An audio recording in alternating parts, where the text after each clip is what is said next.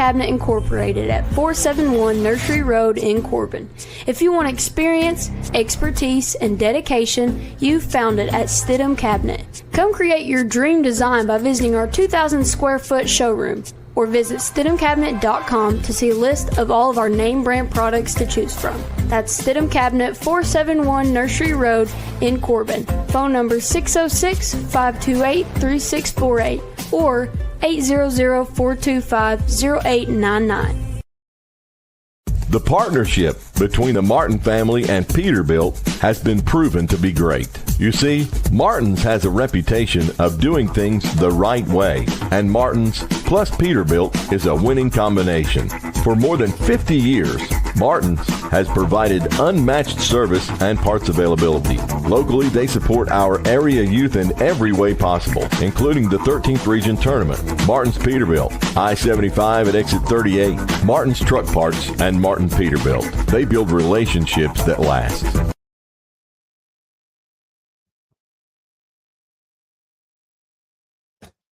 Good morning, ladies and gentlemen, and welcome back to North Laurel Nation, home of the Jaguar Broadcasting Network. We're excited to be here at North Laurel John Hooker Stadium and Alumni Field to call the game for you. This is North Laurel versus Southwestern.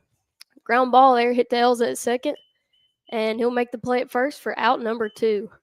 But this is the third annual John Hooker Memorial Classic here at North Laurel High School. A couple of years ago, we got together and decided that we were going to find some way of honoring John and the legacy that he left here at North Laurel, and the best way to do that was to play some games in his honor. And so that's what we started 3 years ago. Had a big opening ceremony, had some people here, and then we officially retired his jersey number 33. Now we are playing in the stadium that is named after him here at North Laurel High School, Alumni Field at John Hooker Stadium. So it's a big day here for North Laurel baseball and the Hooker family.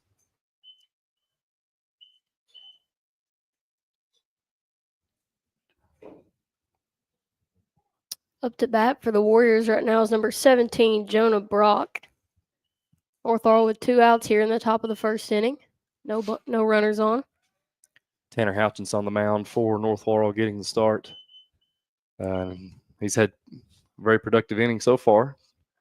He's had 2 ground balls for 2 easy outs.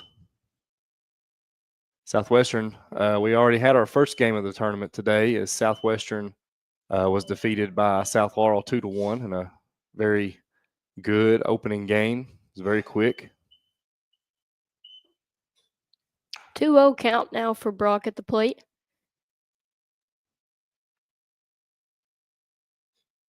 Southwestern traditionally a very good baseball team. It seems like they have kind of dipped as of late for talent-wise, but they are still very competitive. Give South Laurel all they wanted the first game as Tanner gets a fly ball to right field for Ashton Napier for the 3rd out.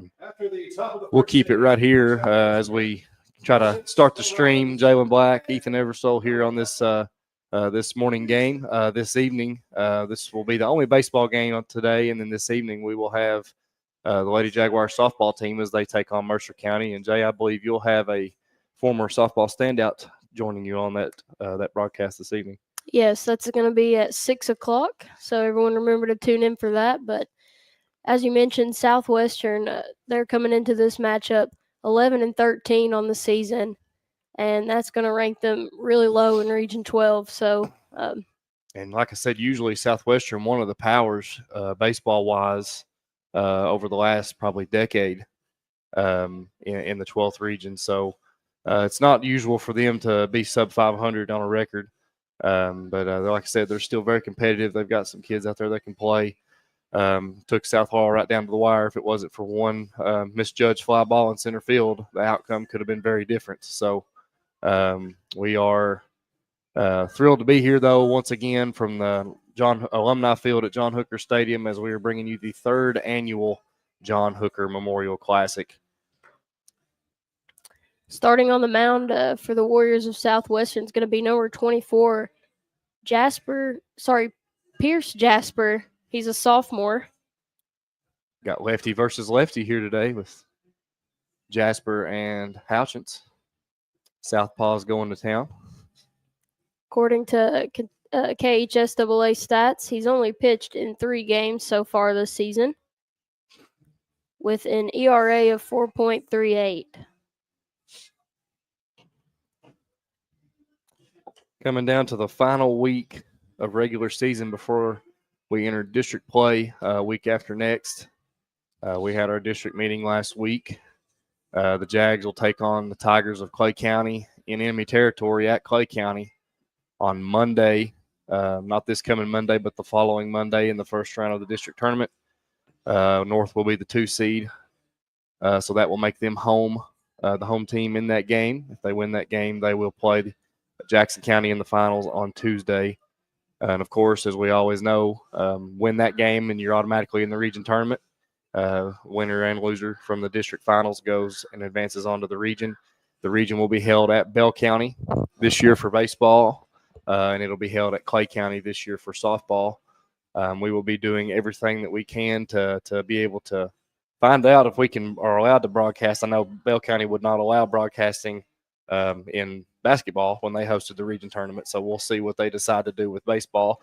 And I'm sure if we're allowed, we'll try to take North Laurel Nation, home of the Jaguar Broadcasting Network, on the road for some postseason baseball and softball.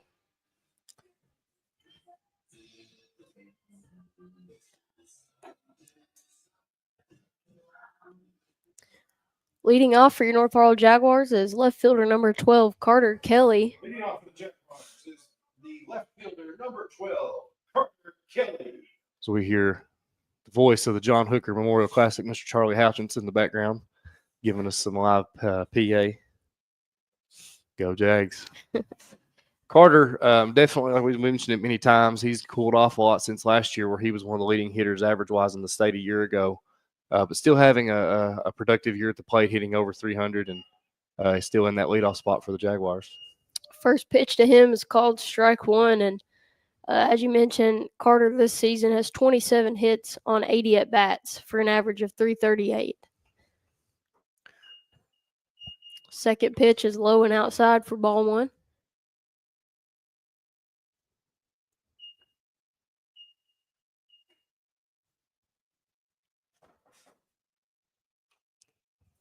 Kelly will foul that ball up and out of play. 1-2 count now.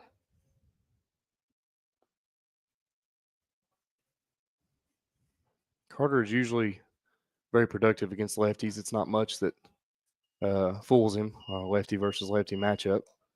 And this is not an overpowering pitcher by any means. So we should be able to string together some hits here, I would imagine, if we'll stay in the box. Well, he's got a good little decent little curveball. And that's one way to get on base right there. Hit or get hit, as JoJo Markham says. So Kelly will take that one off the back, and he will take his base. And my favorite part of Charlie Houchins doing the PA is announcing Cooper Elza in Spanish. Love it. So North Laurel no outs here in the bottom of the first. Kelly on first base, and Elza at the plate. Thought about trying to lay down a bunt. He'll hold off, and that's going to be ball one. And everybody's starting to catch on with the Cooper Elza way of batting. You can see most third basemen are usually playing him in now because he made a living last year of putting bunts down the third baseline. Cooper's still very good at doing that, but as people have started to figure out his approach, they're starting to try to cancel it as much as possible. So in the future, we might need to see if Cooper can start learning to drag, pull some with him, and get it towards that second baseman and see if he can get out of the box. Because I'm sure even though he's not been as successful with it this year, it's still in the back of his mind. He might try to do it here to get Carter over to second, if anything.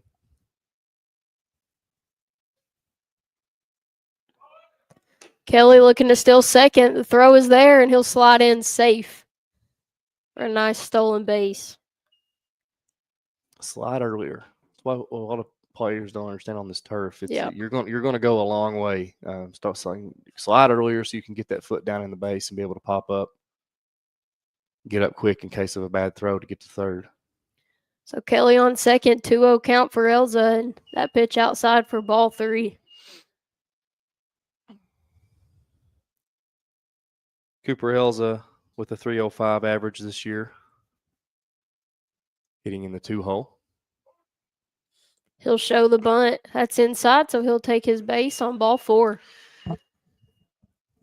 Good way to start the inning off with 2 base runners. It's not always about getting hits, Jay. It's about finding ways to get on base. That's the name of the game. When you get base runners, you score runs. And this is exactly what you want out of your leadoff and your 2-hitter. Find a way to get on base to allow your leading RBI hitter, your leading home run hitter, and some power behind you in the 3-hole and Cam Smith to come up and see if he can drive some runs in, put the Jags up early. Yeah, it looks like head coach Michael Gover for the Warriors is going to head to the mound here, have a talk with his pitcher and his catcher. But, yeah, as you mentioned, do whatever you can, get on base. Mm-hmm. North Laurel now with runners on first and second, and that's going to bring up Cooper Parman. Cam Smith, isn't it? Oh, sorry. Yeah, yes, he's over here in Cam front of him. Smith. He's hiding from me.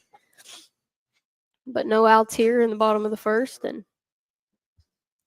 hopefully Cam can hit one in a gap here and score some runs.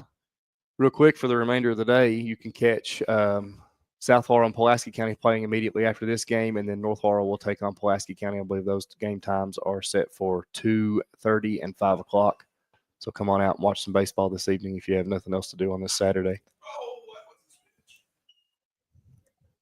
First pitch to Smith, and he fouls that one off out of play.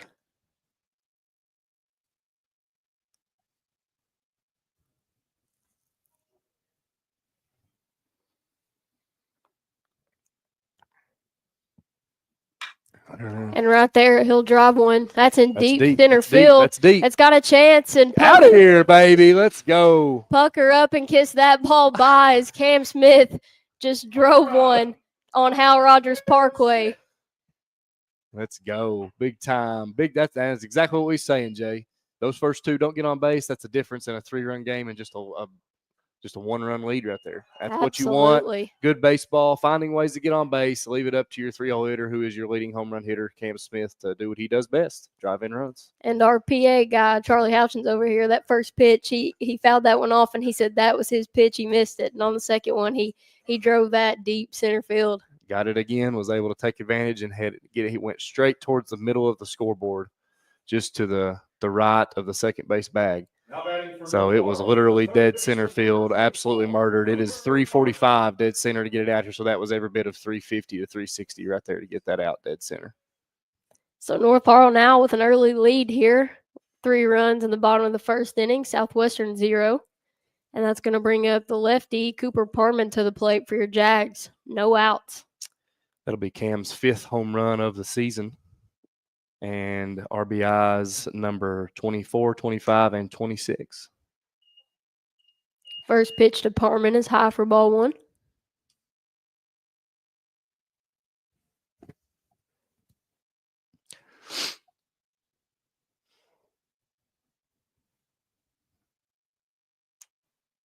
Big cut on the second pitch, and he'll foul that ball out of play. Cooper Parman, a 282 hitter so far this year. So he's dipped under 300 here as of late. Still with a lot of extra base hits, some RBIs, a lot of power in this young man's bat, and very bright future ahead for him as he is just an 8th grader.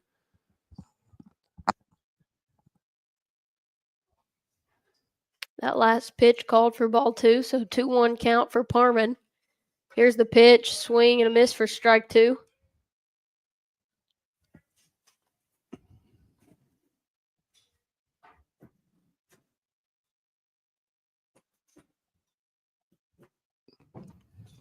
And nearly got hit by that pitch, was able to move out of the way. A little chin music, backing him up off the plate a little bit.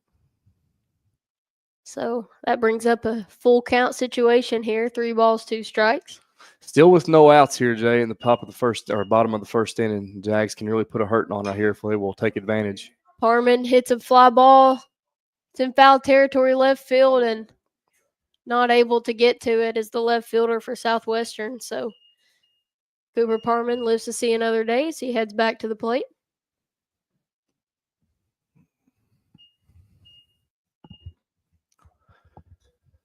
That's when Cooper is dangerous. And I know that was a pulled off out of play foul ball, but if he can learn to keep his front side closed and drive that left center field gap on a consistent basis, we know his power when he pulls. But if he can stay on that and drive to the left side, he'll be a hard out. Next up for the Jaguars. And another great at bat there for your Jags is Parman going to take first base on ball 4. And still no outs here in the bottom of the first inning. And that's going to bring up number 7, Braden Evans for the Jaguars. Braden, the junior, hitting .254 on the season. He has 8 RBIs on the year.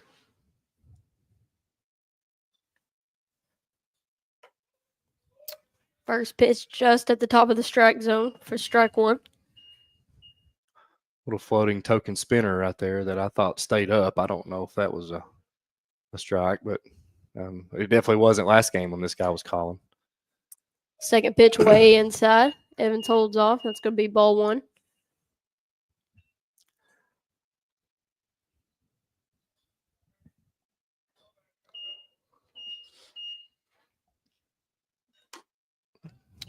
Uh-oh. And Cooper's we got caught. a pickle. Is he going to make it? Nope. So Parman gets caught in the pickle and is tagged out at second base, and that's going to be the Warriors' first out of the inning here. Not a real good out right there, Jay. You got, everything's going your way. I understand if it was, you got a bad read or something, maybe on a ball in the dirt, but in that situation, no outs, you're 5-hitter up. You want to see what can happen right here. Now you take the base runner, the only base runner you had off the base with 1 out.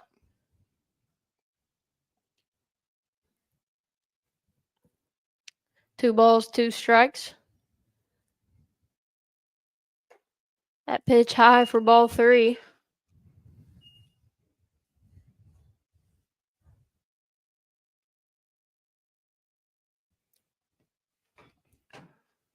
Working counts, trying to find ways to make things happen. And nice hit ball to right field. Just hit it right to the right fielder, and that's going to be caught for out number 2.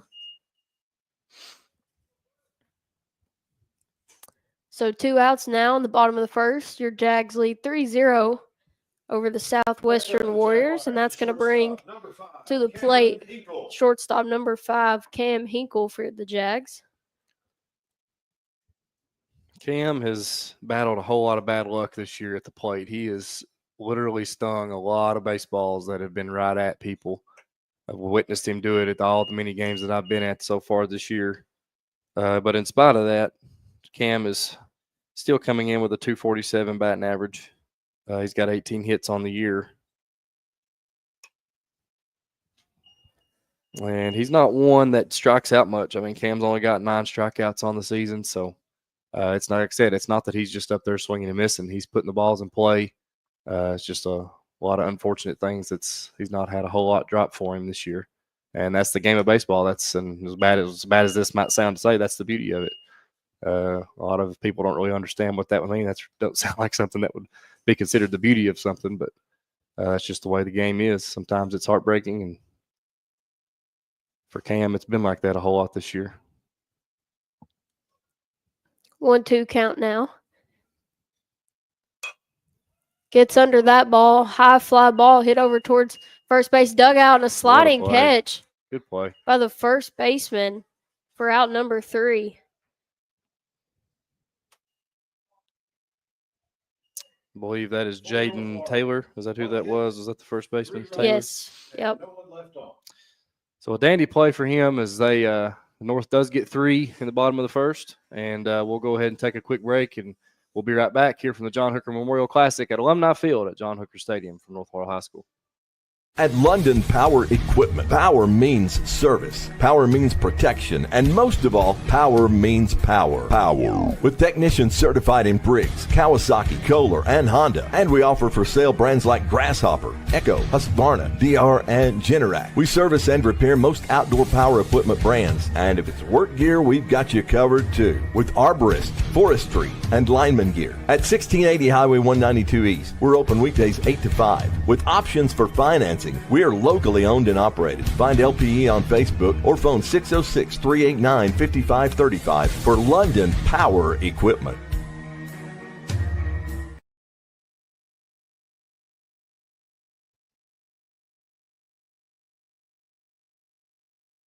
All right, welcome back to the North Laurel Nation, home of the Jaguar Broadcasting Network, on Facebook and on WJTE 98.5 FM, the Light of London.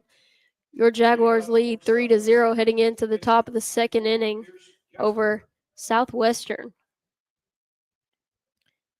Tanner Houchins on the mound for the Jags.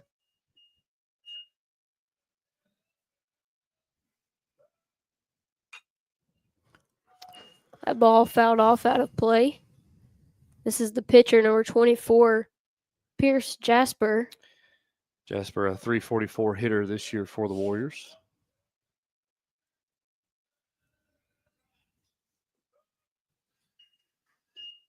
It seems like the Southwestern, well, they love swinging that purple and pink bat. It's got tank on it. That's all I can see. Never seen that bat before.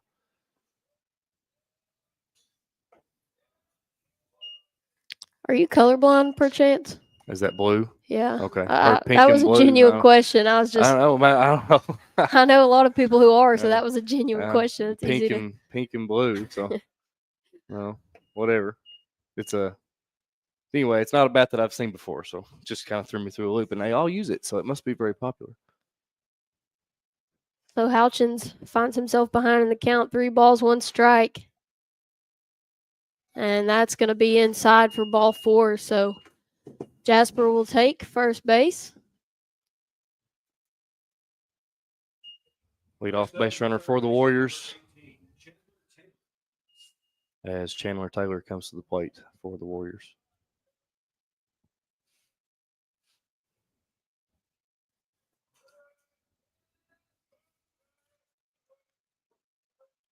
First pitch low in the turf for ball 1. Chandler Taylor is a senior for the Warriors and has 17 hits on 74 at-bats this season. And as his dad is saying, he got him on a dandy move. They called a balk. I can't believe it. I saw that coming. Somebody finally called one on him. Tanner's move is really good. And usually when there's a 2-umpire crew, it's hard to spot. But this one did somehow. I think that's the first. Is that the first time he's been caught this year with it? Yep. So that runner will advance to second base there. And yeah, they said he had a lean, is what he was saying. I guess that's why he gave it away, because Tanner's always had a real good move without having a lean. He knows how to use that 45-degree angle to his advantage. So that has definitely been something he's been good at. But I think they said there he had a little bit of a lean that was headed towards the plate, and that's considered commitment. So at that point, he had to go to the plate. So that's why he was caught with it that time.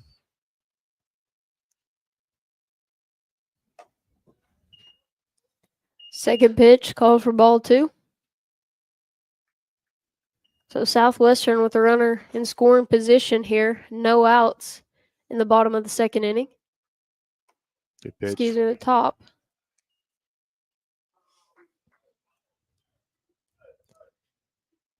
Two balls, 1 strike now.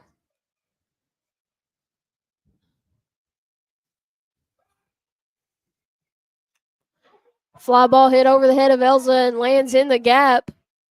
Jasper looking to score. And he does with ease. Nice little hit over into the right center field gap, and puts the Warriors on the board, 3-1. Jags still on top, but Warriors in a good spot here with a runner on first and no outs. And number 6, Miller, coming to the plate for the Warriors. He had a real good game last game against South Laurel. Michael Miller, sophomore, 21 hits on 74 at-bats. First pitch to him is outside for ball 1.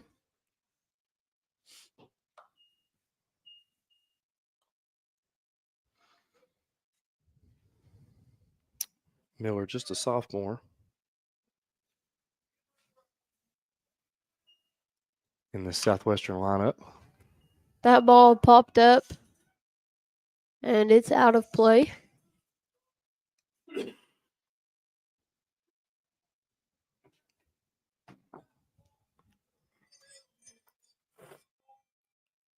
And once again, everyone, welcome into the John Hooker Memorial Classic as we're honoring the John Hooker and the Hooker family here today, him and his wife, Scarlett. Right there, Houchins forces a pop-up and a great play there by Cooper. Elza coming all the way from second base out to Napier in right field and gets the snag. That is very dangerous, Jay. That has to be Yeah. right field's ball all day. That is a hard play for the second baseman to go that far, especially when he ends up and the right fielders are right beside him. That's the outfielder's job to take charge on that. I mean, they're the ones that have the angle. They can see it. And Cooper, even if he comes out saying, I got it, it's his job to bail if the right fielder calls him off. So that needs to be his ball all day. But thankfully, Cooper caught it, made a great play. We were able to get the out there. Now to the plate, number 10, the senior Jonas Gallagher for the Warriors. He has one out with the runner on first base. Ground ball gets right in the gap between Parman and Hinkle for an easy single. Just a ground ball through the 6-hole, which is able to put the Warriors in scoring position here in the second inning. Runners on first and second with one out. And that's Jaden Taylor coming to the plate, the first baseman for the Warriors. Taylor is a .222 hitter.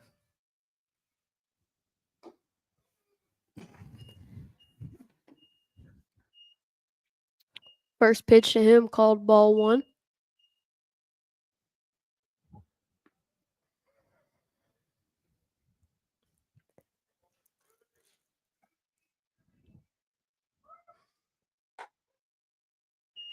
Great Outside job corner. there, yeah. Paints outside corner, gets struck one. 1-1 count now. Tanner can find a way to live right there. This umpire give that pitch a lot in the first game. So if he can find a way to find that corner and paint it. That pitch outside going to be ball two.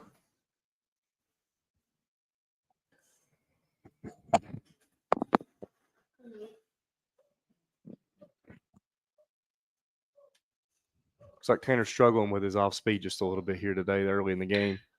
Oh, yeah. That was a perfect. dandy pitch right there by Houchins. Line just drive. What Tanner needed. Line drive to Cam Hinkle, and the runner was just too long gone to get back.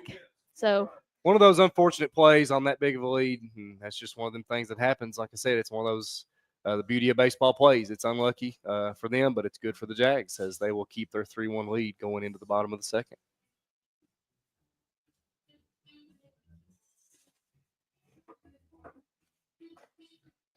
We would like to take this time to thank our platinum level sponsor for this event. Martin's Peterbilt is a locally owned and operated business serving Laurel and surrounding counties since 1965.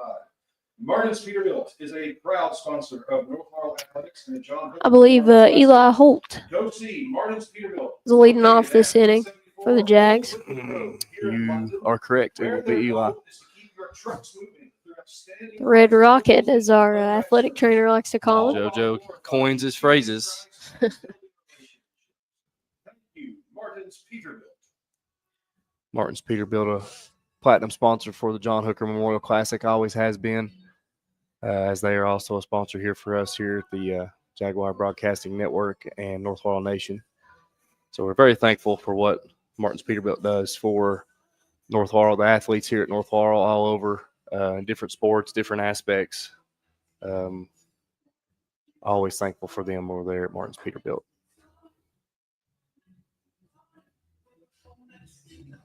Softball also playing today. So I now told you could come out and watch some baseball, but there is also softball that's starting up right now, actually. Looks like they're in the top of the first inning over there as North Laurel is taking on Montgomery County. And then after this, South Laurel will be playing Montgomery County at 2 o'clock. And then South Laurel, will play back-to-back. They will play Mercer County after the second game. And then North Laurel will finish out the day at 6 against Mercer County. And Jalen will be on the call for that game here on North Laurel Nation, home of the Jaguar Broadcasting Network, and 98.5 WJTE, the light of London. Box would like to recognize a returning alumni, Mr. Taylor Bowling. Welcome back to North Laurel High School. Taylor is a proud graduate of North Laurel's class of 2012. Leading up for North Laurel is number 30, the designated hitter, Eli Holt. So Eli Holt steps into the box for the Jags. Start the bottom of the second inning. First pitch to him, outside, ball 1. And looks like a change in pitcher for the Warriors. Yep, they've sent out a new one, number 27.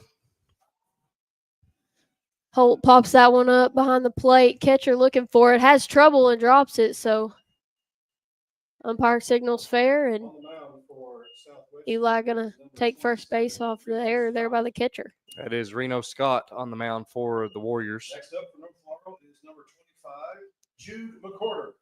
And that goes back to kind of the incident we had with North in the first inning. That play right there, that's a hard play for the catcher to come out and make that far. And if there has to be somebody that high of a pop-up on the infield to be able to come and make a play right there so the catcher does not have to come and turn around as Jude gets a bunt down. Catcher goes up gunning for second, and the throw a little low. Shortstop not able to make the grab. So right there, North Laurel just finding ways to get on, like we mentioned in the first inning. And had a little help here down with the defense helping us out. As Ashton Napier will step in. Ashton having a good season. He comes up with some clutch hits throughout the season. But just like you said, Jay, North in a good position here with with an error and then another throwing error there. It looked like almost probably an error on the shortstop. That looked like a catchable ball. Napier hits a hard ball, gonna hit off the side of the batting cages over there. Ashton with just a 215 average. Like I said, it seems like every time they've needed a clutch hit and he's come up in the moment, he has been the one to deliver it. I know he did in the Clay County game and then a few others. So Ashton, a very good presence at the plate. Looked like an off-speed pitch may have got him right there. Swing and a miss for strike 2.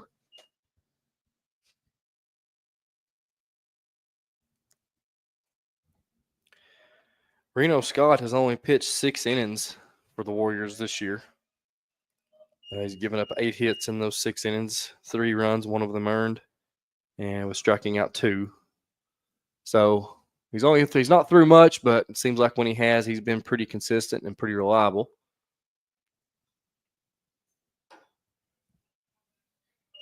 Napier battling here at the plate. He'll hold off on that inside pitch for ball 1. If you're Ashton here, you just want to put the ball in play. The defense has made some errors already, and you want to put some pressure on them to make the play. As if you didn't hear, Mr. Houchins over the PA was giving a shout out to a former North Laurel Jaguar, Taylor Boland, as his brother Tori is one of the assistant coaches and is a teacher here at North Laurel now. So I guess he's here supporting his brother in the Jags. So we might see if we can get Taylor in here in a little while and have a little interview with him and see what he's up to in life, as he did play baseball here at North Laurel for 4 years. Was a very key member to the pitching staff his junior and senior year. So we might try to get him in here and talk to him here in just a couple innings or so. Really good stop there by the catcher behind the plate. 1-2 count now for Napier. I believe that should be 2-2. I think it's 2-2. Yeah. Yep. 3-2. What a battle by Napier at the plate. Yep. Got down 0-2. He's battled all the way back to a full count. And see if we can get another runner on base here with the top of the lineup and Carter Kelly waiting on deck. Here's the full count pitch. Napier, ground ball, hit to the shortstop, gets the force out at second, and the throw at first not in time. So not a bad job by Napier. Not the best of things, but definitely not the worst. You were able to move the runner at second up to at third, and now he's 90 feet from scoring. And you're still in a situation here where you've got 2 runners on base with the leadoff coming up. So definitely not a bad thing. He was able to move the runner for sure. So this looks like he's going to bring the infield in to try to cut the run off maybe. No. Is he going to leave the middle back? Middle's about halfway. Corners are up. Middle's about halfway. So they're going to try to roll it in the middle. But if Carter can find a hole right here with the infield shifted and up like this, he can definitely find a way to get a ball through. Because that was a little bit of the high side of the strike zone right there. That was like his belly button or higher. It was called for strike 1. Kelly just gets underneath this one. It's hit high into the air. And the shortstop going to get under it and make the catch for out number 2. So North Laurel now with 2 outs here in the bottom of the 2nd inning. That's going to bring up Cooper Elza to the plate. He has runners on first and third. North Laurel is the second baseman, number 19, Cooper Elsa.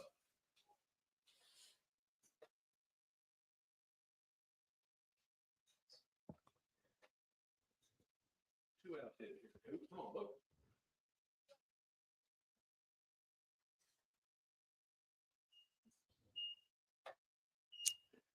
Cooper tried the bunt because the third baseman is back. For some, they got him playing about even with the base. So if he is able to get one down, there's a good chance he could beat it out with the third baseman being that far back. 2 outs here, though. We need to try to see if we can get something out to score this run. And they're just going to let Ashton take second. 0-2 count now for Elza.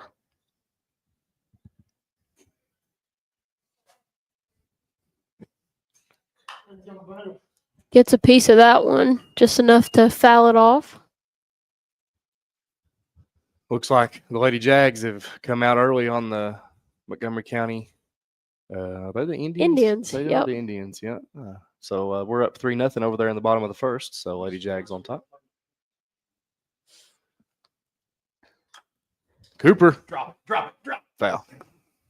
Almost perfectly placed. Just an inch or so from the foul line. And that would have cleared him and put Cooper more than likely at second with a 2 RBI double. But instead, it is just a come back and retry.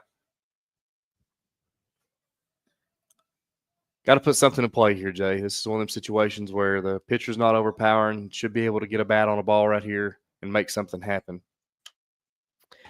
And he did do that, but it wasn't enough. It was weak pop up to shortstop.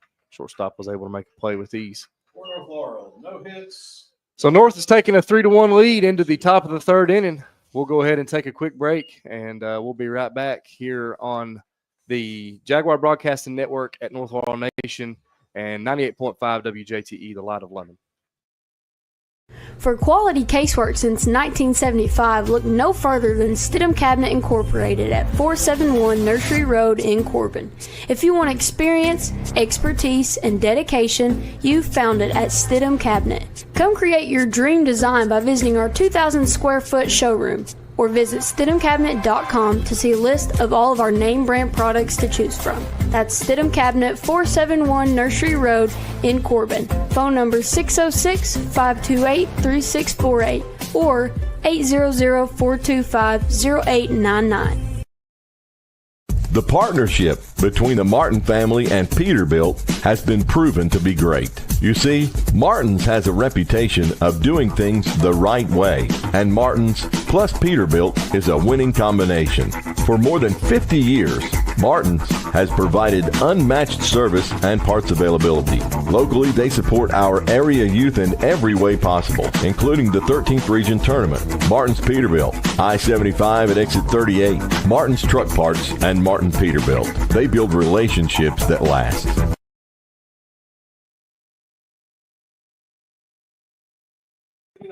All right, welcome back here to North Laurel Nation, the official home of the Jaguar Broadcasting Network, as we are live here from Alumni Field at John Hooker Stadium for the John Hooker Memorial Classic. Your North Laurel Jaguars lead 3-1 over Southwestern.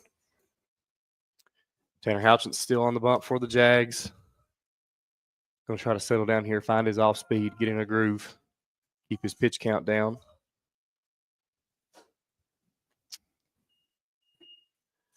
As there was a bunt attempt there, just left in a strike. This is number 1, Cliff Sawyers for the Warriors at the plate.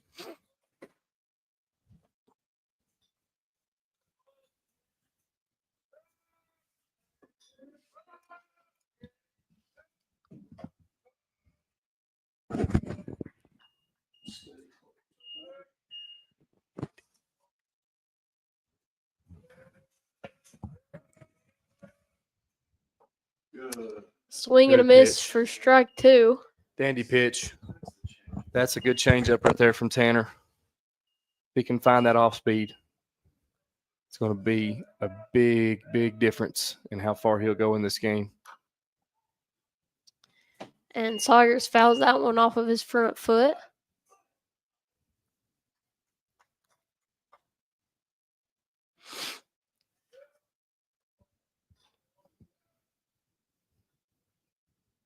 Still a 1-2 count. And ninth Good pitch job by Tanner Houchins for the strikeout as he sends Sawyers back to the dugout and gets out number one of the inning. Southwestern, the leadoff hitter, the left fielder number 20, Jackson Couch. It's all about location, Jay. Pitching, especially in today's time, people think you got to get up there and pump 90 to be able to pitch, but that's just not the case. If you can locate and be able to mark your pitches and move your pitches, especially a lefty, and that's a unique advantage that Tanner has. Lefties' ball moves more just naturally than right-handed pitchers. Man, Couch had speed as he got down that line quick, but Hinkle with a nice play at short for out number 2. Next up, the shortstop number 16, Jace Gager. Cam Hinkle has turned into a very good and reliable shortstop.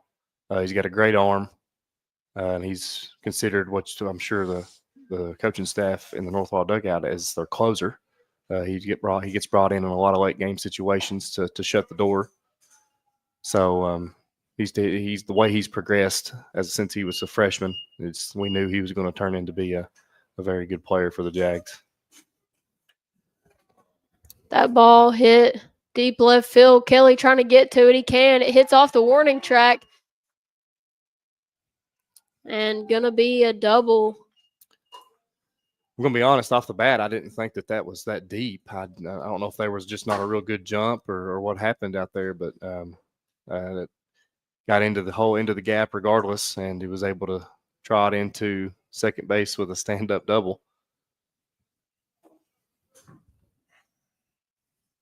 And that was Gager. He's a shortstop for the Warriors, the 2-hitter.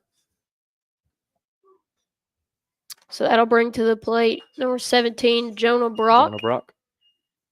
Now batting number 17, Brock. He has 2 outs and a runner on second.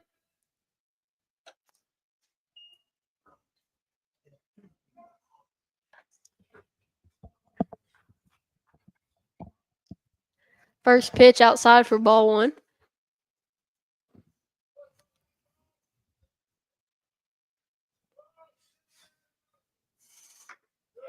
And that pitch gets past Smith. And Gager going to take third base. That one able to squeeze between Cam's legs there and get to the backstop. Got to close that gap off there in between on those balls in the dirt. That's the best way for a lot of trouble to happen on those low pitches. Was able to let Gager get into third. So we do have 2 outs here. Tanner can still find a way to get out of this without giving up a run to the 3-hitter. Good inside pitch. Got it jammed right there. Was able to foul it off.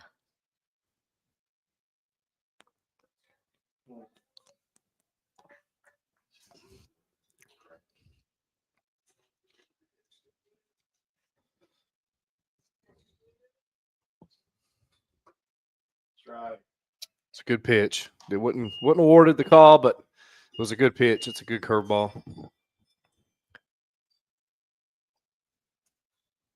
Count now 3 balls, 1 strike. That pitch going to drop in left field, so Gager going to score. And it's a single by number 17, Jonah Brock. 3-hitter for the Warriors, which will send up Jasper. I believe. No, 27. They did a substitution. Correction. Number 27, Reno Scott. Yeah, so it's the pitcher. It's just they subbed him in for Jasper. We got a Jasper Bender. That's why I got confused. And he's sitting up here. So Reno at the plate with the runner on first. 2 outs. North Laurel still leads 3-2. Thought he was going to call it on him again. He about did. And I think he was wanting to call it on him again. Yeah, he's telling him. I didn't think that was. He's not confused on it now. He's been doing the same thing on that. That pitch low.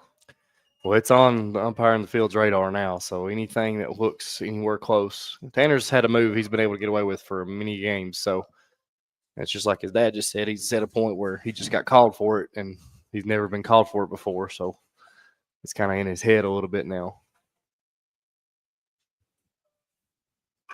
Great pitch. Off his bare hand to Elza, and a nice underhand toss for out number 3.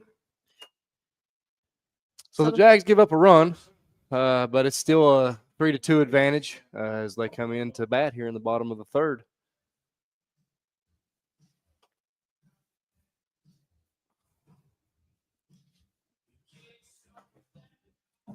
We invite Southwestern, Pulaski, South Laurel, and North Laurel, and all you softball fans to head to the concession stand. See Miss Carla, Miss Jennifer, Miss Chrissy, Mr. Ted. You'll find this concession stand in the 12th and 13th regions. We would like to welcome everybody into the John Hooker Memorial Classic. For those that don't know, John Hooker was a deeply respected and missed member of the North Laurel Jaguar family. He left a legacy behind that is beyond statistics. His mark on this school and this community will never be matched. On August 27th, 2006, John and his wife Scarlett lost their lives in the plane crash of Comair Flight 5191. The sadness experienced through their loss is one we cannot overcome, but we take this opportunity to celebrate John the best way we know how, and that is to play the game that he loved in his honor. Thank you all for tuning in here with us live from Alumni Field at John Hooker Stadium as we're watching the 3rd annual John Hooker Memorial Classic. And for those that don't know, the reason that we have the John Hooker Memorial Classic set up the way that we do, where Southwestern and Pulaski comes into play north and south, and Somerset's usually a part of it too. They weren't this year because of their graduation. But usually it's set up that way because that was the old 48th district alignment. And listen, as far as competitive districts, you will never see one more competitive. And that was so whenever North and South was in the 12th region and not the 13th, that was the district alignment, those 5 teams. So you talk about a district tournament, that was pretty much a region tournament.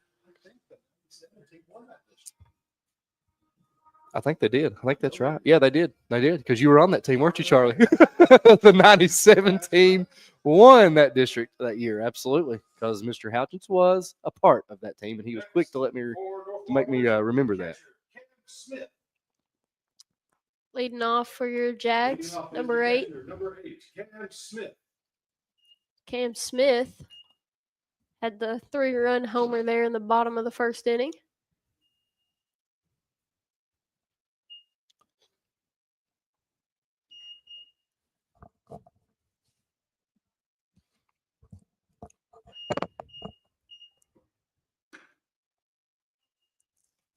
Two balls, 1 strike.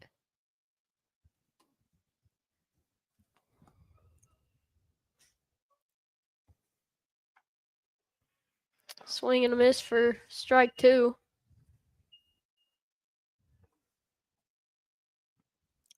Jags need to put some more runs up. There's no reason that we should have more than 3 runs with the pitching that we're seeing here today.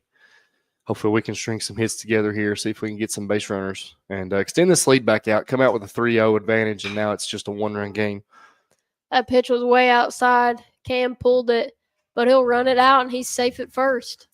Low throw, first baseman couldn't pick it out of the turf, so that puts Cam on first with his courtesy runner, the one and only Cooper Robinson, who, by the way, is nephew of the late John Hooker. Cooper's mom, Candace, is the sister to John Hooker, so some very tight, close family connections. This tournament really means a lot to Cooper, and so he is going to be the courtesy runner here for Cam Smith, and he is doing that because Cooper can run. He is very fast. Wouldn't be surprised to see him. And Parman gets underneath that one. Pop fly hit behind third base, and the shortstop steps back to make the grab. One of those situations, like I was talking about earlier, where Cooper has the tendency to kind of pull off of pitches, and that's when you get those little weak fly balls off to the left side. So now 1 out is number 7, First baseman Braden Evans steps to the plate. He has a runner on first. I also see John's brother Adam in the stands over here. We might see if we can get him in and talk to him. Another good, solid hit right there, right to the center fielder for out number 2. Next up, the shortstop, number 5, Cam Hinkle. I'll see if I can get Adam in here when we go to break after this inning and see if he can come in and talk to us a little bit about the John Hooker Memorial Classic and about John. At the plate now for the Jags, shortstop number 5, Cam Hinkle. He has 2 outs. Runner on first, and he'll hit that one. Little dribbler, the shortstop makes a great play, steps on second base for out number 3. So that's going to be the end of the 3rd inning. North Laurel still leads 3-2 over Southwestern at the John Hooker Memorial Classic. You're listening to Jalen Black and Ethan Eversole. We will step aside and be right back.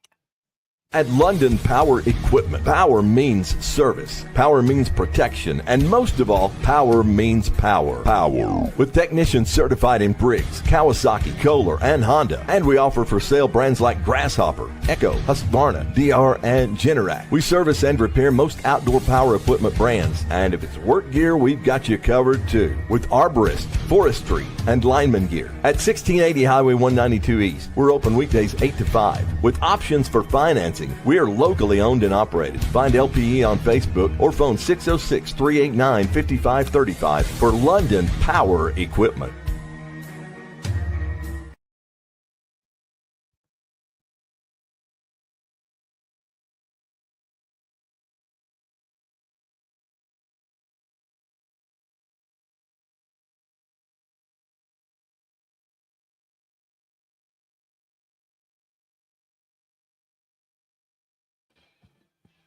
Hi, my name is Mike Black, the principal at North Laurel High School. I'm joined by Athletic Director Ethan Eversole, and we're excited that you've tuned in to the Jaguar Broadcasting Network. The Jaguar Broadcasting Network was a dream of mine to be able to showcase the talents of not only our student athletes, but our students who are actively involved in creating commercials, working behind the scenes in video production, and we're excited to see where this venture leads. If you want to see your name or business come across the screen in one of our commercials done by our awesome sports marketing class, feel free to reach out to the school. You can contact me via email or via phone. We can make that happen for you. Thank you for tuning in to the Jaguar Broadcasting Network.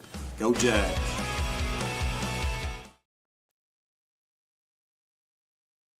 All right, everyone, welcome back here.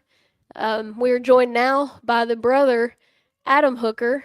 He was brother to John Hooker, who this entire classic is in memory of. And Adam, thank you for joining us today. John, I know when we started this, not John, Adam. I know when we started this classic 3 years ago. This was something that was, pretty pressing on back then. When I was coaching baseball, this was something we wanted to do because we needed to honor John in some way. And then, we knew that the best way to do that was to do something in memory of him and doing what he loved, which was playing ball. Absolutely. So, just kind of talk about, what this is like for your family, and just kind of give us a little bit of a breakdown about John and his love for North Laurel. Absolutely. Yeah. John played here, all through high school, and he loved North Laurel. He loved baseball, and being able to come out and watch some of these teams that he played against. I know it's changed a lot with the change of region, but see, some of this brings back a lot of memories of the games that he played and we were able to watch, and a lot of friends we made. And then just seeing his name, means a whole lot to our family back on this field, back in this tournament. And then hearing the community ask about it, I think has been the biggest thing for us. I was somewhere this morning and someone said, "Are you going over to the John Hooker Classic?" Mm-hmm. And I said, "Absolutely." And they were excited, and they just really love to see that happen as well. So we appreciate that. Yeah. And, you mentioned the alignment. We were just talking about that before we went to break, of how, this was the way that the district was aligned when John played at North Laurel, when North and South were both in the 12th region. You're right. And, me and Charlie were talking about how that district was so competitive. It was almost like a region tournament in the district tournament. It was. There's a lot of good teams and a lot of great pitching. Pulaski, Southwestern, they all had good pitching south. And so it was fun to watch, and a lot of good games. And Charlie was there with them, and it was fun I was always enjoyed watching those games when I was here, and then even when I played, it was still that way, and it was a lot of the same brothers would talk about those games even back whenever I played. So it was really awesome and good to see them back together here. Yeah, man, it's an honor to honor. It is an honor to give John the credit that he deserves, and that's why whenever we got this new turf and we had the opportunity the first year, this was before we got the turf, but we had the opportunity to retire John's number at the first Classic, and then when we got the new field and everything was changed, we was able to rename the stadium after John, and it's just a big thing for us here at North Laurel, man. And John will have a legacy that will live on, and that was why we wanted to kind of do this, was to that way people would always know what John meant to North Laurel and how his legacy is still continuing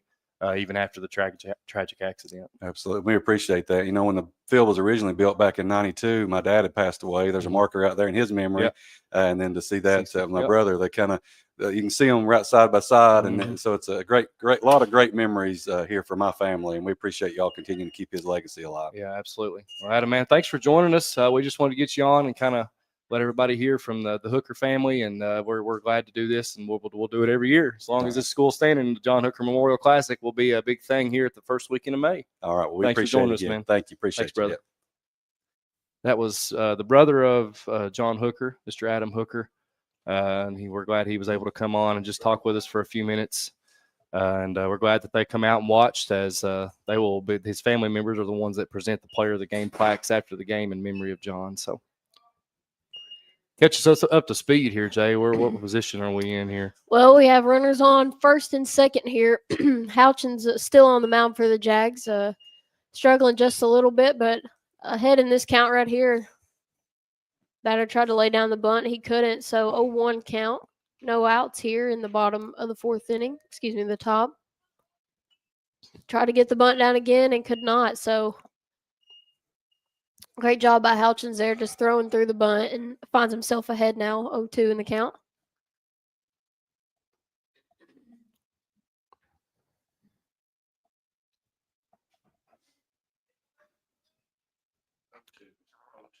Dangerous situation here for the Jags. No outs, runners on first and second. If we can get it out here, that would be big. Right there, pop fly. Napier looking for it. He'll make the catch, and good job. Great job. Throws the third to hold the runner. So North Laurel finds its first out of the inning. Next up. And no runner is able to advance on that fly ball. So nothing hurt right there. You're in a much better position. Still got your runners at first and second, and with one out. So double play gets you out. A ground ball will get you out of the inning. So Tanner can see if he can bear down right here and find a way to work out of this and keep the lead as we to go into the bottom of the fourth inning. Jaden Taylor at the plate now.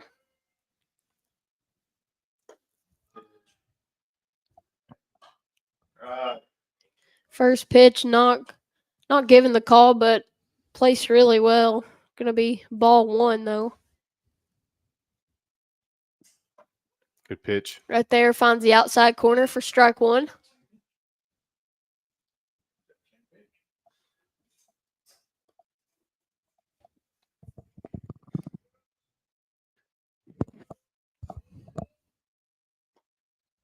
Swing and miss. Another outside pitch. Making a living on that corner. Yeah, that pitch right there had Taylor just completely discombobulated and out on his front foot. Looks like Cam's setting up outside, staying out. Yep. 2-2 count now. I would stay outside as much as possible. I would make Southwestern prove that they can go out there and take something the other way, because for the most part, everything they've been able to get a hold of and hit has been something they could find a hole with. And there you go. Step on it. Get the tag. Great baseball right there. Nice job. Great job by Tanner Houchins, able to keep his composure there and get the Jags out of this inning without giving up a run. Yes. So North Laurel still leads 3-2 heading into the bottom of the fourth inning. One left off. Just a reminder, too, as we're heading into the bottom of the fourth, the Lady Jags are up 4-0 over the Montgomery County Lady Indians over across the way. softball and baseball action going on here at the John Hooker Memorial Classic from North Laurel High School, the 3rd annual John Hooker Memorial Classic. And Jalen will be live this evening over at the softball field for the 6 o'clock game, as the Lady Jags will take on Mercer County. She will have a special guest on there with her this evening. I'm not going to we'll just leave that up to surprise. We'll let people realize who that'll be later. But a former North Laurel softball standout will be joining her on the broadcast this evening over there. And if you're out and about in the community this evening and want to come over, and it's a beautiful day, the weather's perfect, it's not hot, it's not cold, come out, watch some baseball, watch some softball, eat at the world-famous concession stand with the awesome fried bologna sandwich. Jennifer and Carla and Chrissy and Ted and all of them over there, they do a fantastic job. So come on out, watch some baseball, watch some softball, eat good, and be a part of the John Hooker Memorial Classic here at North Laurel High School. Yeah, and real quick before Eli Holt starts us off here, since partnering with North Laurel Nation and their radio station 98.5, the Jaguar Broadcasting Network's been able to put together a lot of really good things, one being our monthly Jaguar Den show. And if you guys happen to miss that this past Monday, you can still go to Facebook at North Laurel Nation and tune in and watch that. And we also live streamed Thursday night's Jaguar Athletic Gala. Yes, which we want to thank the Creek Church, by the way. They were very accommodating and helping us get that done, the live stream that is, and hosting us over there. So thank you to them, and that was a very big success. And as we get a one pitch, one quick out by Mr. Eli Holt as he grounds out to the shortstop. None of this would be possible, though, without all of our sponsors. So thank you to Martin's Peterbilt, Stidham Cabinets, and London Power Equipment for being sponsors of today's 2 games. Jude McQuarter stepping into the box. First pitch was low, ball 1.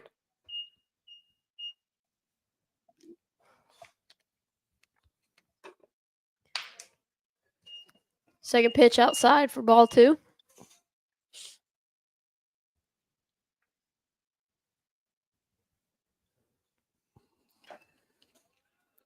Jude able to get a piece of that one. Puts it back into the catcher for strike 1.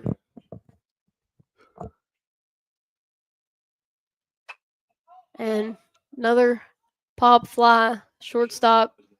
It's going to make the catch for out number 2. We pop up a lot. Yeah. I don't know what's Right fielder number 15, Ashton Napier. what the recipe is, but it just seems like we hit a lot of weak pop-ups to the other side a whole lot. And I don't know if we're pulling off and trying to do too much by pulling and hitting something hard the other way when they're pitching us completely outside. But see, that's going to work out in the 6 hole right there. That's a great hit right there by Ashton Napier.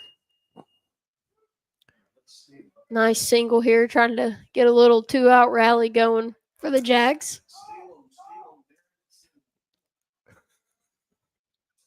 So with 2 outs and a runner on first, left fielder number 12, Carter Kelly, going to step to the plate for the Jags. Carter Kelly.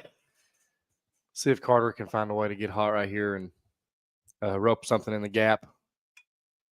Right back to the That's gonna be pitcher off trouble. his It's gonna be glove. And trouble. Carter's Carter's got speed. speed. Yep. That's nowhere close. Nice hard hit. Kelly able to run it out, and Napier advances to second. So Here's what you need to do in this situation.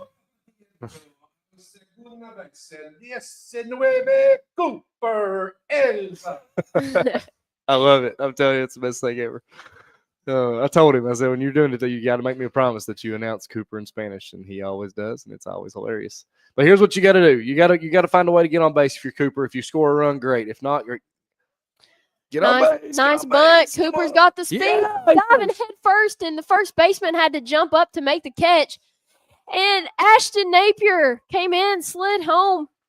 Catcher couldn't hold on to the ball, and he is safe. So, little bit of a risky situation there, but chaos works out sometimes, and especially in this game. Chaos can create a lot of issues, and especially just like I was trying to say before he got the bunt down, you got to find a way to make something happen. If he gets on base, awesome. If he scores a run, even better. But finding a way to continue the inning to have Cam come to the plate right here, especially now with 2 runners in scoring position, it makes a difference. That's the stuff that makes the difference in ball games. What a bunt, though, by Elza. Was able to get it far enough out that the catcher had to field it, but not so far that the pitcher was able to come and make the easy play. And it was in a position where the catcher had to really rush to get the throw there to beat Cooper, because Cooper he's not slow. And so he had to rush, and it was a high throw, which pulled the first baseman up. Cooper was able to slide in safely. 1 ball here for Cam, and pitch taking too long, so he'll step out of the box and see if Cam can deliver another big RBI situation right here. he has 2 outs with runners on second and third. Pop up. Gets underneath that inside pitch. It's in play, and the third baseman comes and makes the grab. So North Laurel able to put 1 run on the board right there. Left 2 runners on base, though. A little bit of a missed opportunity, but regardless, really good 2-out rally they put up, led to another run, and North Laurel leads 4-2 heading into the top of the 5th inning. You're listening to Jalen Black and Ethan Eversole live from the John Hooker Memorial Classic at Alumni Field. We'll step aside and be right back.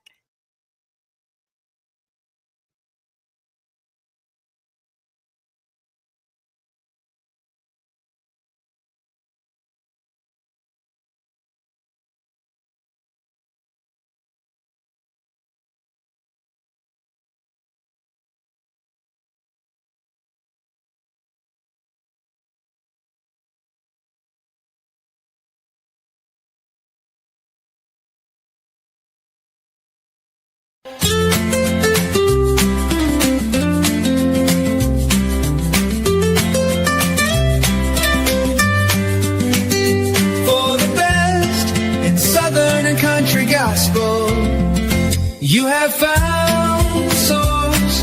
It's the light of London 98.5 for the old and new. And somewhere in between, we are the light of London for the very best of country and southern gospel. We are the light of London 98.5, providing you with some of the very best gospel music around. And you can take us with you anywhere you go. For more information, visit us at www.lightoflondon.com.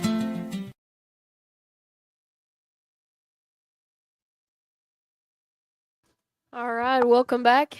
Tanner Houchin's still on the mound here as we begin the top of the 5th inning. Leading off for the Warriors. North Laurel 4 runs, Southwestern 2. Cliff Sawyer's leading off. 9-1-2 for the Warriors. Got to get this first one, Jay. This first one's important. Get to the top of the lineup with 1 out. And if I do believe, Tanner struck Sawyer's out in his first at bat. And right there, forces a pop fly. Elza, tough play, can't get to it. And if you're the right fielder and the center fielder, you have got to charge at that ball over Elza's left shoulder. That is nearly impossible play for him to make. We got lucky the first time it happened. He made a great catch, but the right fielder or center fielder has got to charge and make that catch. That has got to be caught, Jay. That ball has got, I mean, it has to. It's a lazy fly ball that has no business not being caught. And that's the kind of stuff that always leads to issues. You know, you get a tailor-made first out, 1 pitch, and now you've got a runner on first with no outs and the leadoff hitter at the plate. And that's the kind of stuff that will come back to bite you. So North Laurel with no outs. Runner on first base after the error. And number 20, top of the lineup, Jackson Couch at the plate for the Warriors.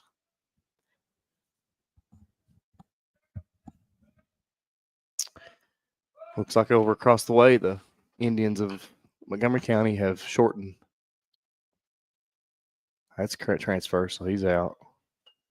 But the Indians of Montgomery County have closed the gap against the Lady Jags as it's just now a 4-3 advantage. So your Jags able to get the force out at second for out number 1. Good job by Tanner after the error there, coming back, getting a ground ball. Let's see if he can do it again, and maybe we can get a double play and get out of the inning. This is the shortstop, number 16, Jace Gager at the plate. Gager's had a big day at shortstop. It seems like we've made him pretty busy with the pop-ups over there today.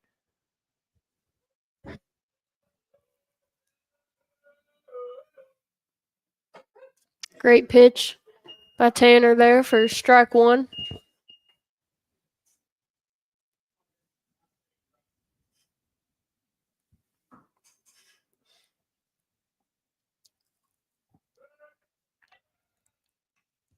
Yeah, he won't even try his move anymore because he's scared to death he's going to get called for another balk. And it wouldn't surprise me if he did. Just because the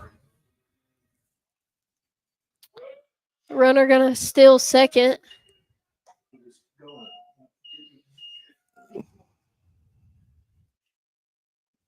So 2-1 count now, and Southwestern with a runner in scoring position with only one out.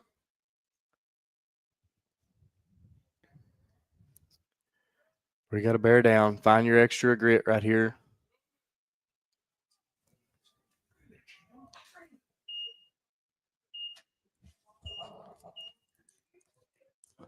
Three-one count.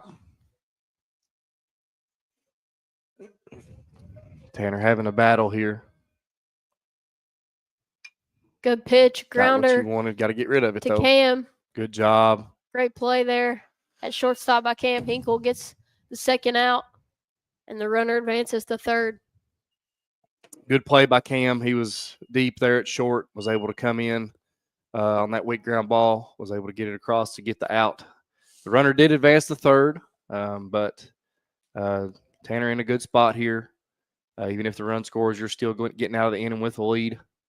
But we need to see what happens, see if he can find some way to strand that runner over at third and keep a 4-2 advantage as he threads the gap into the 6-hole. I believe that's the second time that hitter's done that. Yeah, that's number 17, Jeff Brock. I think he's got 2 hits, but pretty much the same type of hit. So runner going to score here, makes it North Laurel 4, Southwestern 3. Is Brock going to get a pinch runner here, and that runner on first. Well, he's the catcher, so that's his courtesy runner. And then that's going to be the pitcher that's coming up. Well, like I said, still, Jay, you got a runner on first, which is not bad, and you still have a lead. So right here's where you got to bear down to get out of the inning. And right there, a little dribbler. Parman going to come over, makes the play at first, and gets North Laurel out of the inning with only one run given up right there. And as we go back, Jay, you can say this all the time. That one run was because of what? That's because of an error. It's because of an error. Errors and walks. Errors and walks are never going to help you in this game. And you eliminate those, you're going to win a lot of ball games. And in those situations, you just got to try to find a way to not have those careless mistakes. But as we go into the bottom of the 5th inning, one more time, we'll talk about the Jaguar Den new show that was we started this past Monday live from the Palace here in London, as they were gracious to be a sponsor and host it for us. But Jalen will be on there with once a month. I think we're doing the first Monday of every month. We'll be highlighting different sports teams from North Laurel. Our first show last week, as she said earlier, if you missed it, you can go back and watch it on the North Laurel Nation, home of the Jaguar Broadcasting Network Facebook page. Everything that we do, you can go back on there and watch. And we had our bass fishing team and our archery team on last week, or this past Monday, as for our first show. And we're wishing them luck, as the bass fishing team is in day 2 of their state tournament. We have two boats up there for the state tournament at Lake Cumberland. And then our archery team is in day 2 of competing in the national tournament in Louisville. When I heard from Coach Jason Ivey yesterday that they were standing in 5th in their division right now, and that was yesterday, so I'll wait to hear from him today for a final result. But they're having a good showing up at the national tournament. Our archery team is having a fantastic year. Coach Ivey does a great job with those kids, and they're very successful. So tune in the first Monday of every month as we will highlight our different sports teams on the Jaguar Den. And our next show, I believe, Jay, was June the 2nd. Does that sound right? June the 2nd will be the next show. Cooper Parman, third baseman, leading off for your Jags here in the bottom of the 5th inning. First pitch to him is ball 1. Second pitch is fouled off out of play.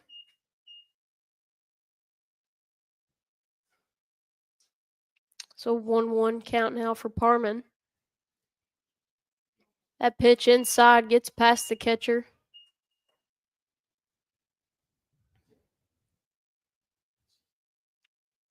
Two balls, 1 strike.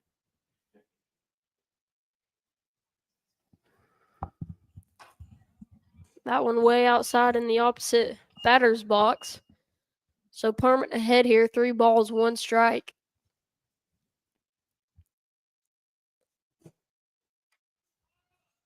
Another pop fly. This one hit shallow left field, and the left fielder comes in and makes the grab for out number 1. And if I'm not mistaken, that's twice Parman specifically has gotten up under the ball and hit a pop fly to the left side of the field. Yep. Those weak high pop-ups that result in pulling off pitches. And a lot of power in Cooper's bat. And if he can learn to keep that front side closed just a little bit longer and be able to drive that ball into the left center field gap or down the line, he will see a lot of success in that. Braden Evans at the plate now, and he fouls that ball off on the third base side.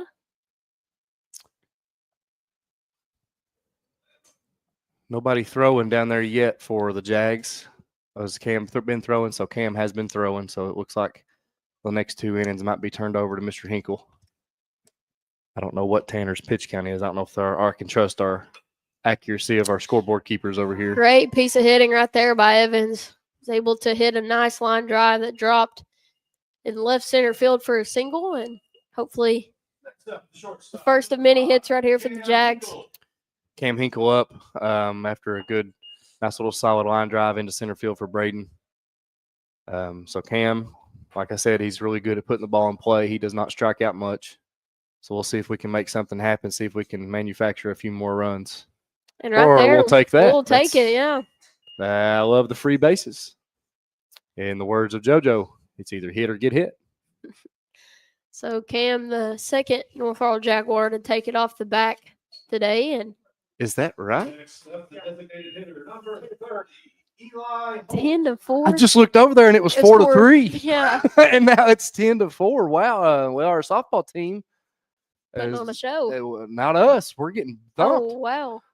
Yeah, we're losing 10-4 after we were up 4-3 just like 10 minutes ago. So wow, that's not good. That's not good at all. That's crazy. So the Red Rocket himself, Eli Holt at the plate now. He's due for a big hit. He's got runners on first and second with 1 out here in the bottom of the 5th inning. Eli has a lot of power. His pitch selection sometimes is a little questionable, but he does progress when he gets a hold of a ball. He can hit it a long way, and we've seen it many times. And this right now would be a good time for us to see it again and extend this Jag lead back out a little bit. But I would just take a base hit into a hole right here and see if we can get Braden home to get our 2-run lead back. 1-0 count. He held off of that. That's good. That's what he usually swings at that pitch. And I'm not meaning that to be mean towards Eli. I'm just saying he struggles laying off that. A lot of hitters are like that. And he was able to let that go that time. That pitch way inside. So Eli finds himself way ahead in the count here. 3 balls, no strikes. Good spot right here. You need to absolutely take all the way. We're moving up regardless. So here you go, Jay. This is your chance. Yeah, we have bases loaded, 1 out here, and none other than the southpaw, Jude McCorder, at the plate. Jude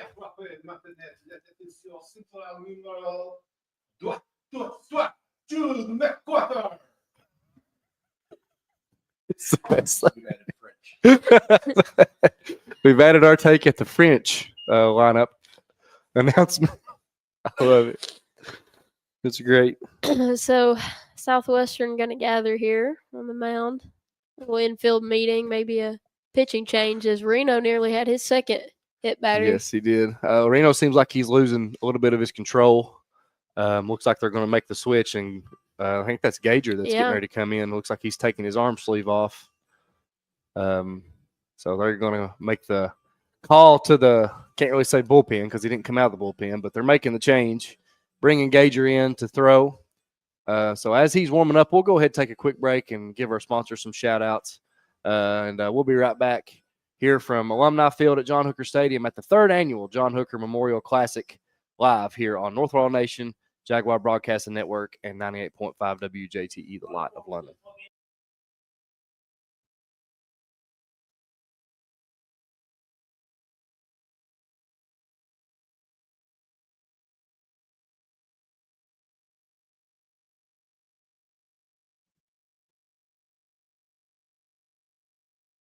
For quality casework since 1975, look no further than Stidham Cabinet Incorporated at 471 Nursery Road in Corbin.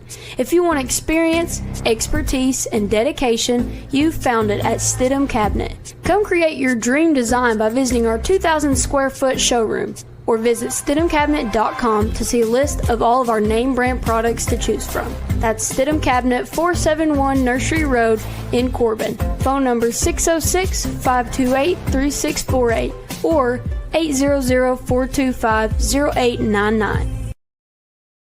The partnership between the Martin family and Peterbilt has been proven to be great. You see, Martin's has a reputation of doing things the right way, and Martin's plus Peterbilt is a winning combination. For more than 50 years, Martin's has provided unmatched service and parts availability. Locally, they support our area youth in every way possible, including the 13th Region Tournament. Martin's Peterbilt, I-75 at exit 38, Martin's Truck Parts, and Martin Peterbilt. They build relationships that last.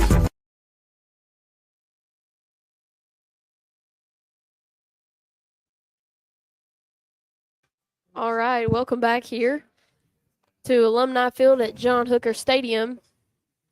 Southwestern with the change of pitchers.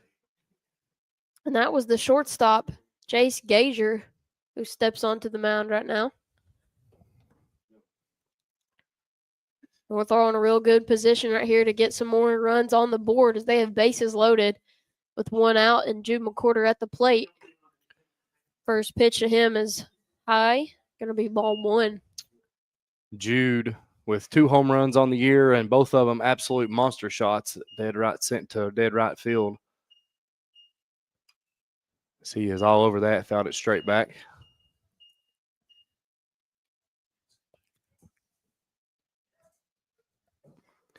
Yeah, we hope Jalen's car didn't. We hear a smash or a bang. Car alarm. Yeah. Yeah. it's Jay's car that got the business back there. Inside fastball right there. Gets McCorder. Swing and a miss for strike 2.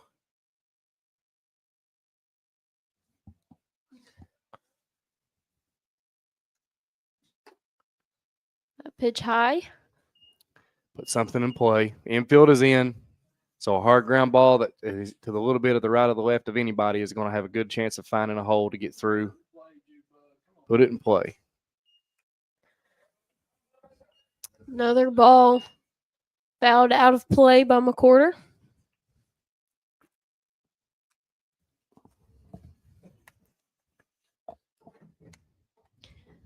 Two count.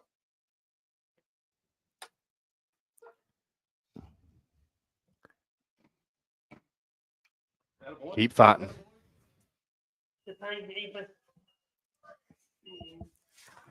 So Jude will foul that one off into the back of the net. Count still 2-2.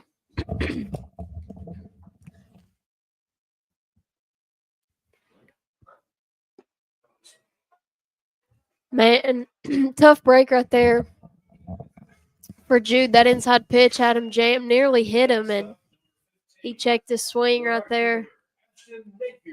And umpire says he went for strike 3 and out number 2. So Ashton once again coming up in a big situation right here where we've seen him come through many times. We could definitely use a hit right here. First pitch to Napier is fouled off for strike one.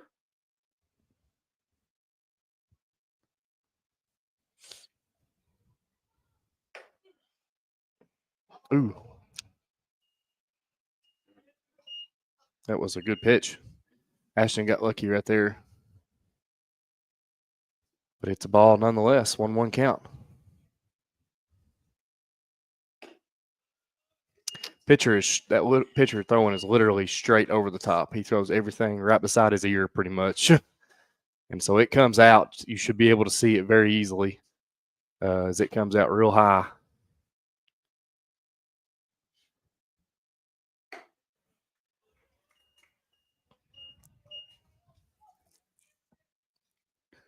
Three, 1 count. Now, and my voice is going out. Told you. It is. It's starting to crack a little. Excuse me. 3-1 count now for Napier. And good swing right there. That was going to be a strike had he not fouled it off. Kept this at bat alive. If that count is accurate, runners need to be on the move right here. And Ashton just needs to focus on choking up and putting something in play and making the defense find an out.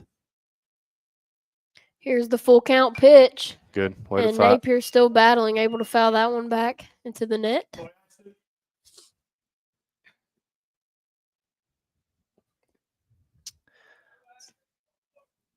Keep fighting. Put it in play.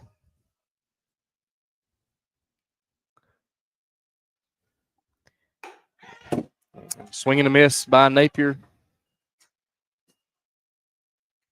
So that will leave them loaded as the Jags will still hold a 4-3 lead going into the top of the 6th inning.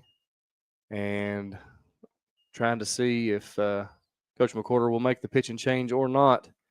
But we'll take a quick break, and then we'll come back with the top of the 6th here on the Jaguar Broadcasting Network, North Laurel Nation, and 98.5 WJTE, the Light of London.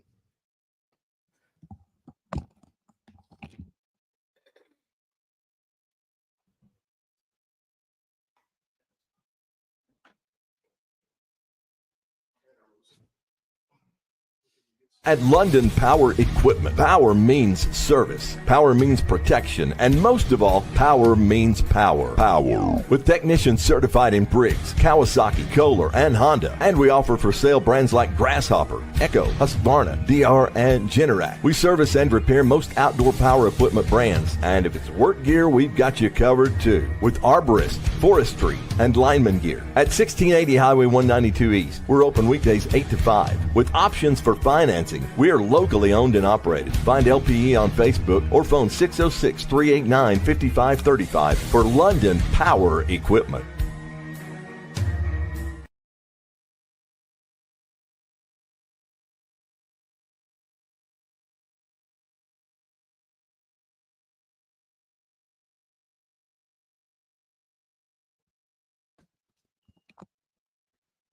All right, so North Laurel heading in to the top of the 6th inning with a 4-3 lead over Southwestern, and they're going to put shortstop Cam Hingle on the mound to try to close this thing out. Yeah, Cam usually used in this role, trying to get a 2-inning save here, 6-out save, and definitely a save situation, clinging to a 1-run lead.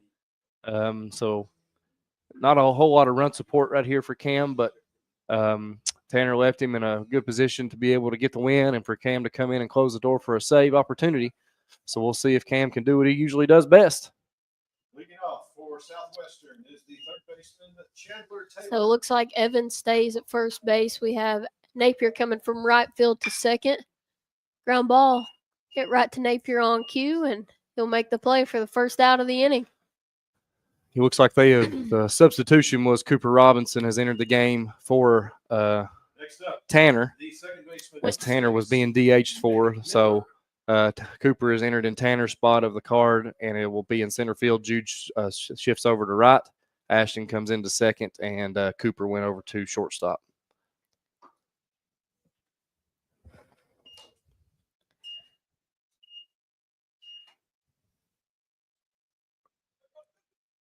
This is number 6, Mick Miller at the plate. Way ahead, 2-0 count for him. So Cam needs to battle back right here.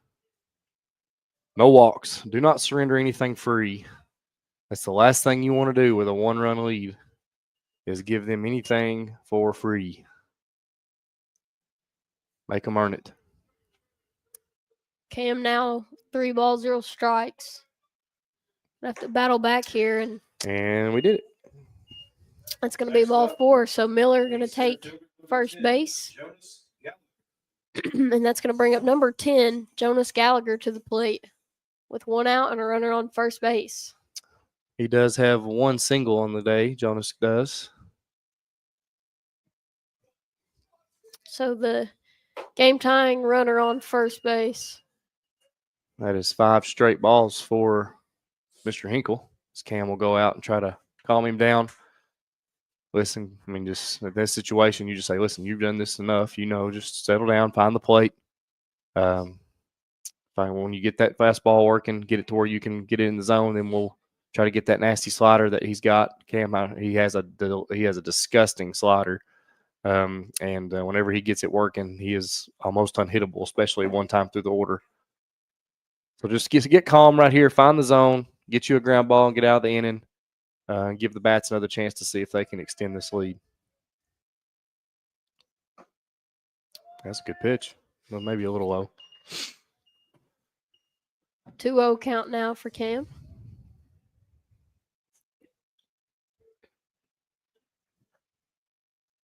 There we go. Right on the inside corner. So there's the strike. So now just go from there.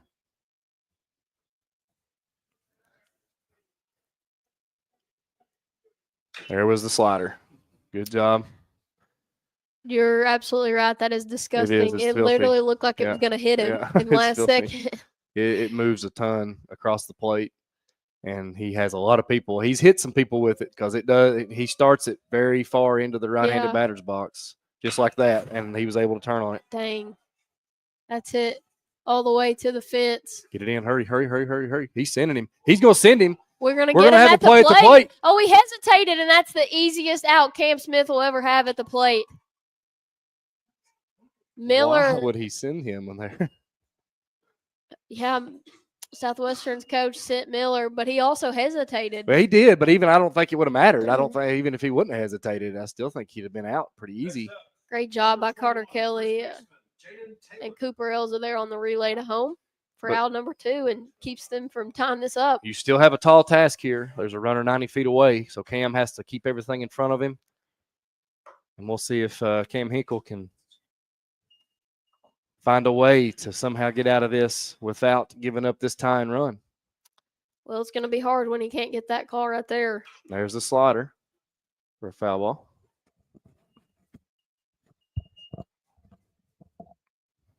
One count here.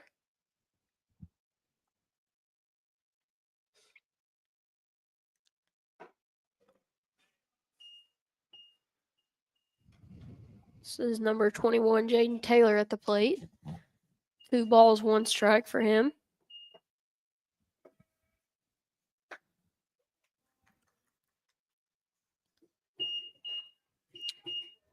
Three balls, 1 strike now. Come on, King.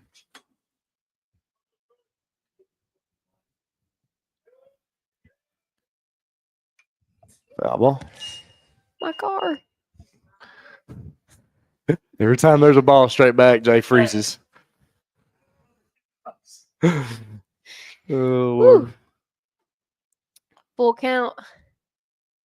Okay, I'm going to step off the rubber. He's set. Big pitch. Here's the 3-2 pitch and high for ball 4. So Jaden Taylor going to take first base, and that's going to bring up This is a 9-hitter. number 1, Cliff Sawyers. Next up, number 1, Cliff Sawyers. Got to go right at him. Cliff has struck out once this morning, and got on base on that pop flyer Mhm. over Cooper's head at second. So It's a good memory, Jay.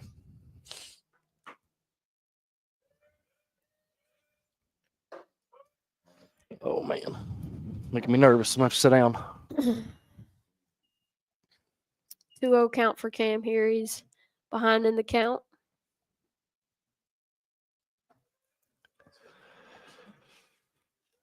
Two outs, runners on first and third. Oh. And that pitch is high, so 3 straight balls this at bat for Cam. And Got to go at the 9-hitter. You cannot get yourself in a situation where you're going to have bases loaded to roll around for the top of the order. Just there do it that. is. Just do that. He's not wanting to swing. Just do that. Yeah, I think he has had a difficult time finding this umpire's strike zone. It's been a little all over the place, and right there it is. All right, just do that again. Yeah, Cam Nope. has fought back. Don't try anything else. Just go right at him and make him put it in play. Make him earn it. Oh, And we got him in a pickle. Got to go 4. Evans going to throw to Cam. We've got him Nope. in a pickle, and Probably a good idea for Cam to just hold that, play it safe. It doesn't change the situation much. But you had the out right there. But that's honestly what Southwestern was probably wanting, to try to do some sort of a little deal there to try to sneak that run in. But still got to make a pitch right here if you're Cam Hinkle. full count. Here's the pitch, and That's in the it is gap. crushed. Yep. Yep, hits off the warning track. The tying run scores. The go-ahead run comes in.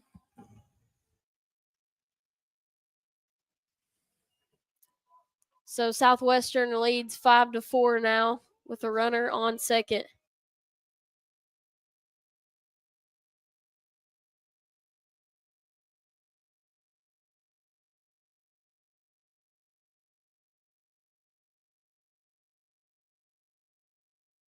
So North Laurel now down 1 run with a runner on second. Still looking for that final out. Great first pitch there by Cam, trying to work ahead in the count. At this point, what you need to focus on right now is making sure you just keep it where it's at. Try to go at this guy, get an out right here, get out of the inning, and see if you can find a way to score 1 run in the bottom of the 6th. Yeah, the mental aspect of the game, you can't let that one big play snowball into multiple and put you in even stickier situation. Just got to find a way to battle out of it right here and keep it where it's at. But Cam is not comfortable at all. He's struggling to find anything consistent, and that's just not been like Cam. He's usually spot on in relief.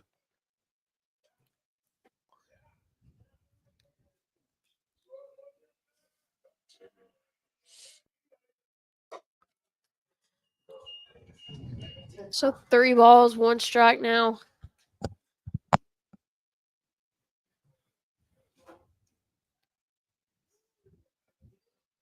Runner on second. Great pitch right there. Got that outside corner for strike 2. So another full count situation here. 3 balls, 2 strikes. Here's the pitch. And another ball hit in the gap by Southwestern. So runner from second is going to score and put Southwestern up by 2. Next up, the shortstop, the pitcher, number 16, Chase Gager.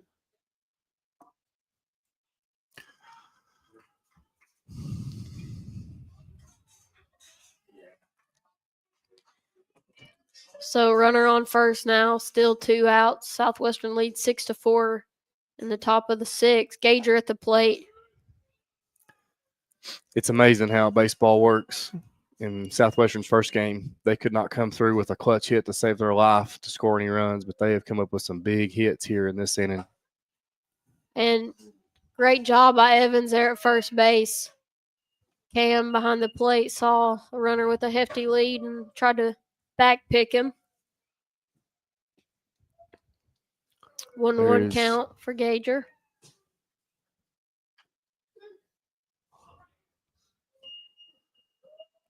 Great job by Cam there. He's ahead in the count.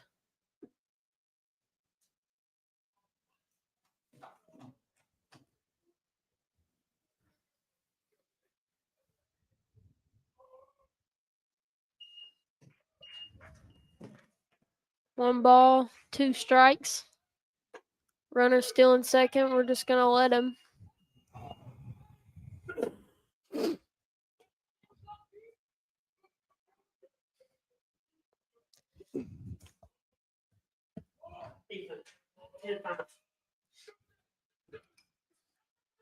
They're fouling a lot of pitches off, battling into these at-bats, making it really hard on Cam, along with his struggles already.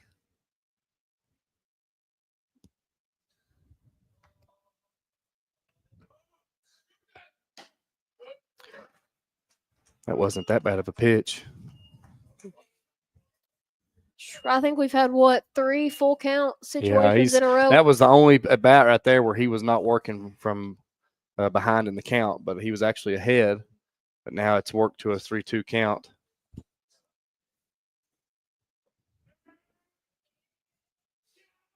Full count. Here's the pitch, and he got Gager to chase that ball.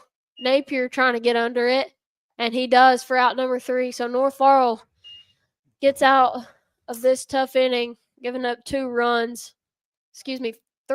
and now finds himself down 6-4 to Southwestern. So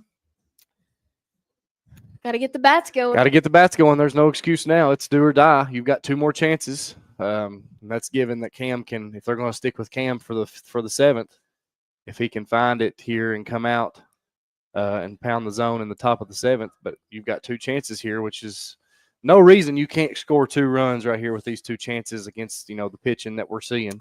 Yeah, I wouldn't be shocked if Southwestern tries to look for anyone else on the Well, mound. based on their numbers, I They think don't have- Gager is one of their better ones. Yeah. So their best pitcher, according to KHSAA, as far as innings and everything, was he threw against South. He was not bad. He held them 2 runs, only 3 or 4 hits, I believe. That was Chandler Taylor. So they have that Mick Miller that's available. Maybe he's threw 30 innings on the year, but it looks like they're going to stick with Gager. And he's one of their go-to guys. So North has a chance here. They're still not out of it. They are definitely in a position to be able to come back right here, come back out with a lead, and see if they can close it out in the 7th. Thank you for tuning in here to the Jaguar Broadcasting Network on North Laurel Nation and WJTE, the Lot of London, for the 3rd annual John Hooker Memorial Classic. We will be bringing you 2 games here today on the Jaguar Broadcasting Network and North Laurel Nation. As this is the baseball game, the only baseball game we'll be bringing, and then Jalen will be back live tonight at 6 o'clock for North Laurel Lady Jaguar softball action as they will take on Mercer County. So be sure to tune in. If you can't make it out, you can tune in and watch live here on North Laurel Nation, home of the Jaguar Broadcasting Network, your official home of North Laurel Athletics, 98.5 WJTE, the Lot of London. All right, left fielder Carter Kelly going to try to get something going here for the Jags in the bottom of the 6th inning. Carter Kelly. First pitch to him right down the pipe for strike 1. And even better way to look at it, Jay, is you're at the top of your order here to see if you can manufacture something, as they can't check that. He looked like he went around. It's really close, but there is no checking that. He's behind him. So it's going to be a ball. It's 1-1.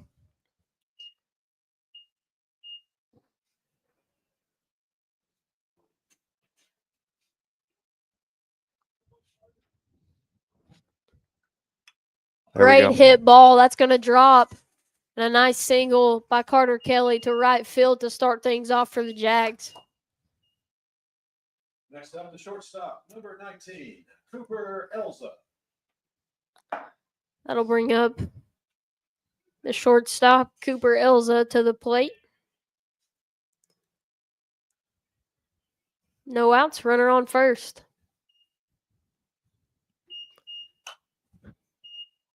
Cooper hits one down the third base line. It's foul.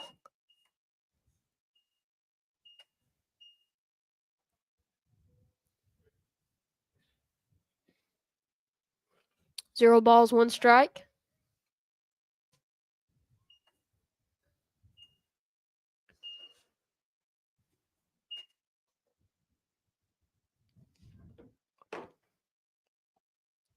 Good eye. Yeah, that ball way outside.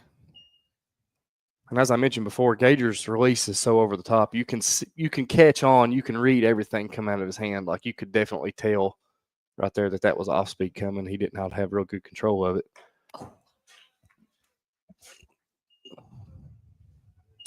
Elza swing and a miss for strike two.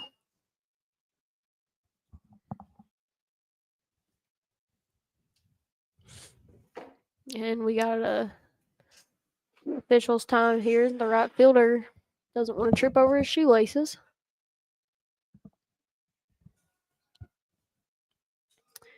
So Elza with one ball, two strikes, runner on first, no outs here.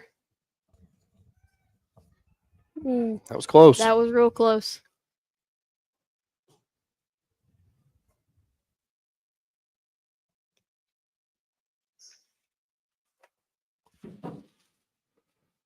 He's going. Kelly looking to steal second, and he does. No! Whoa! How does he miss? No way. He tagged him on the head. Where was his legs? His feet were on the base. Oh, I can't wait to go back and watch the replay on that.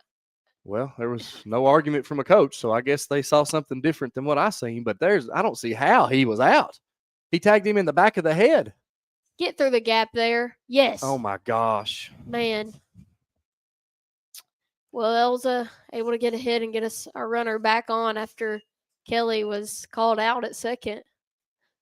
Next up for the Jaguars, the catcher, number 8, Cam Smith. So North Laurel now with one out, runner on first base, and catcher Cam Smith to the plate. A ball hit, fouled on the third base line. 3 of our runs were courtesy of a bomb hit by Cam in the bottom of the first inning. after that single, not having Carter on base now is massive, massive, massive, massive. And a 2-run deficit right here. We couldn't have anything better than having 2 fast guys and them 2, Carter and Cooper, on base with Cam up right now.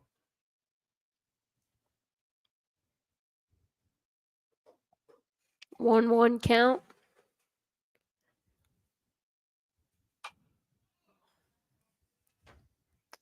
Cam pops that one up, but out of play.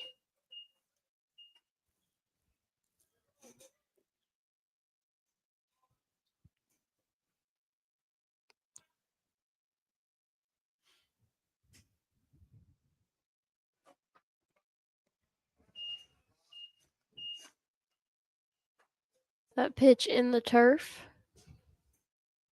We're ball 2, 2-2 count now for Cam.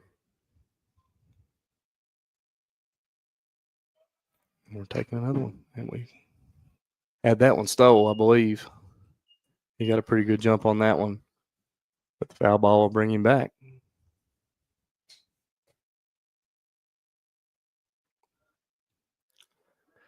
Such a big out at this point in the game.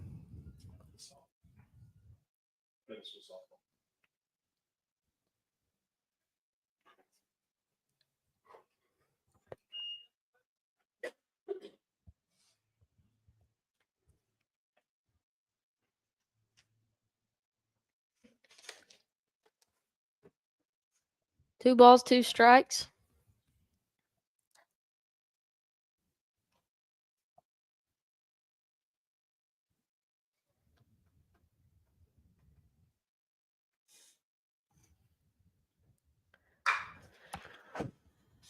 That ball hit to left field.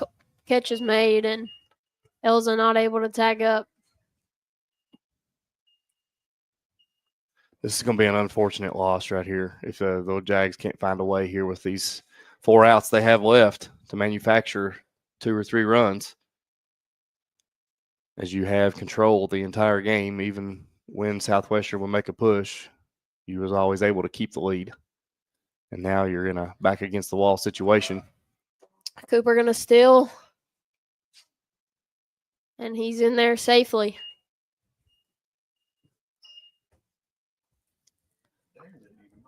No, yeah, he must have seen something, and that's what I was saying earlier. He said Coach McWhorter never even put up a word, so it must have been able to see clearly that he was out. Inside pitch there by Gager.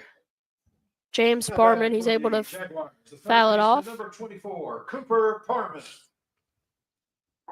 So we've got a runner in scoring position here, but 2 outs. Parman at the plate with 1 ball, 1 strike. And he hits it right back to the pitcher.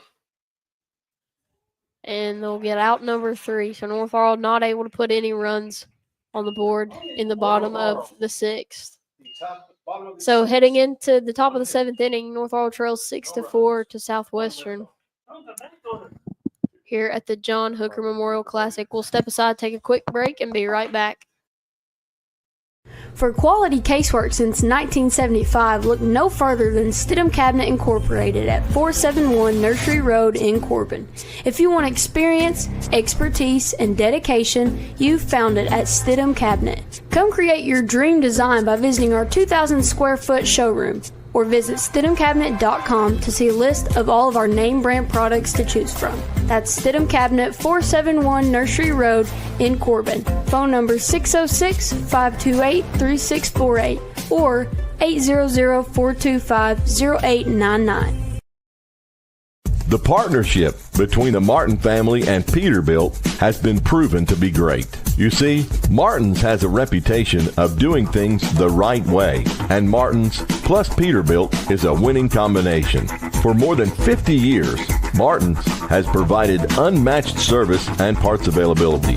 Locally, they support our area youth in every way possible, including the 13th Region Tournament. Martin's Peterbilt, I-75 at exit 38, Martin's Truck Parts, and Martin Peterbilt. They build relationships that last.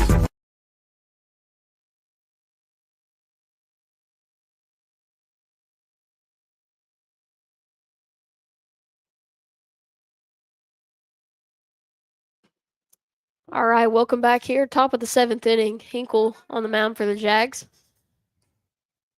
First pitch is high for ball 1. The catcher, Jonah Brock. Number 17, the catcher, Jonah Brock, is leading off here in the top of the 7th for the Warriors, as they lead 6-4 now over your Jags. And he hits a fly ball to center field, and Cooper Robinson makes the play on that one for out number 1.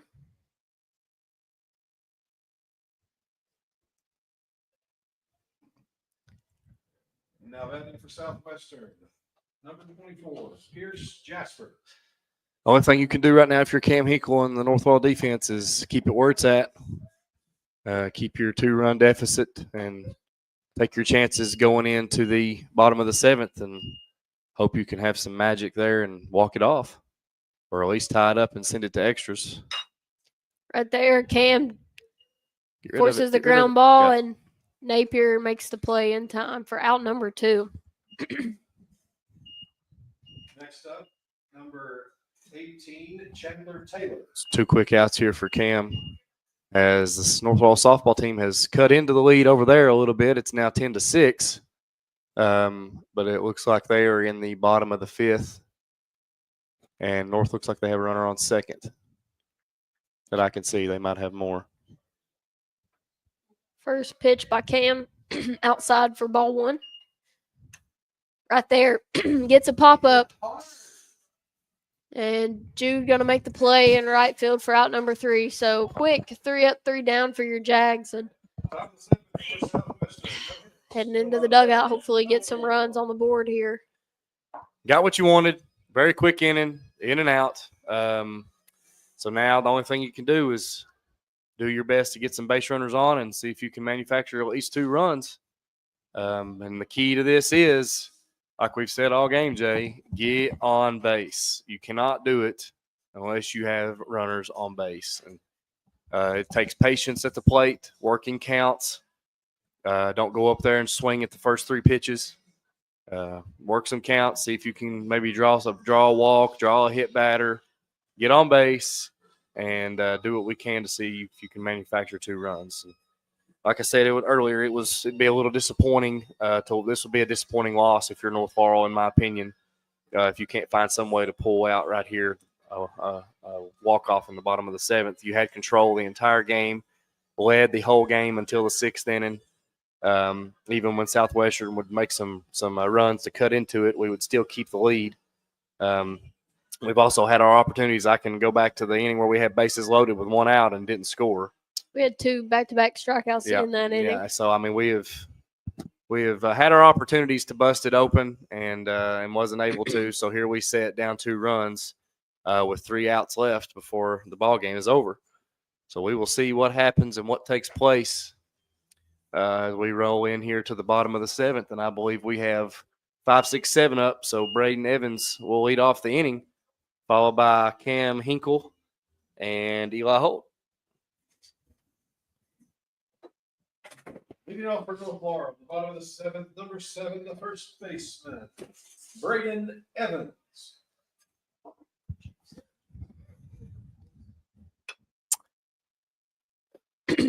Evans' first pitch, he fouls off out of play for strike 1.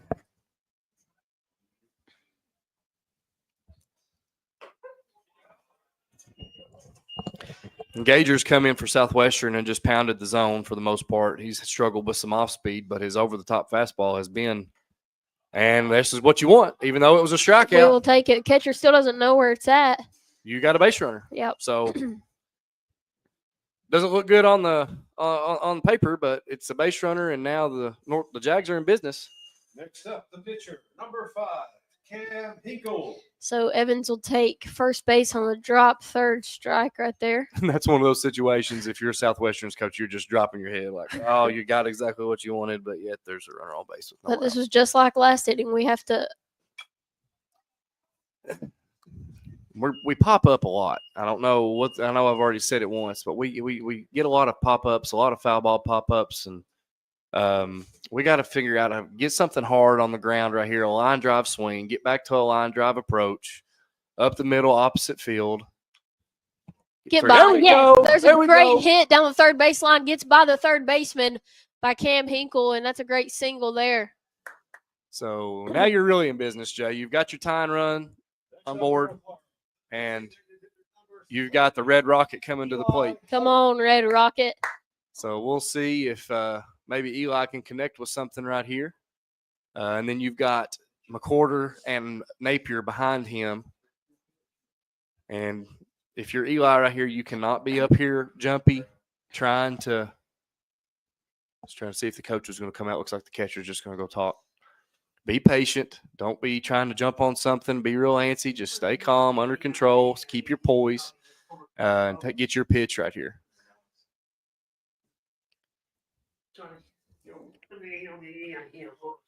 So North Laurel with runners on first and second, no outs. You've got to make use of this really good situation right here. And we hit a lazy pop up out of foul territory. First baseman makes the catch, and that's out number one.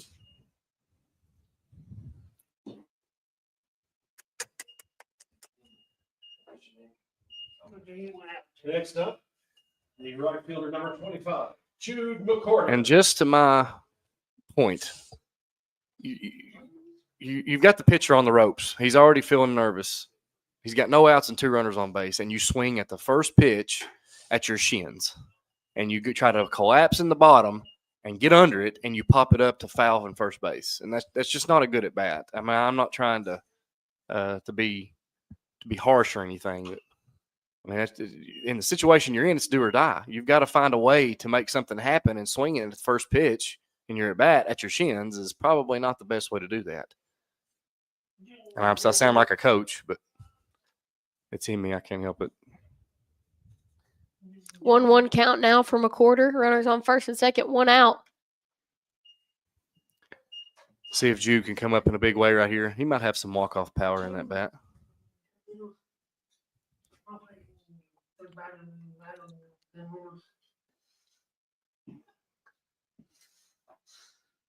Good.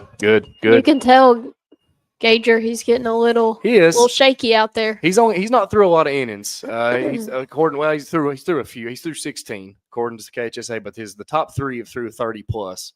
So he's relied on some, but not in a multiple inning situation. And as Jude gets ball 4. So let's see what the alignment will look like here for the Warriors.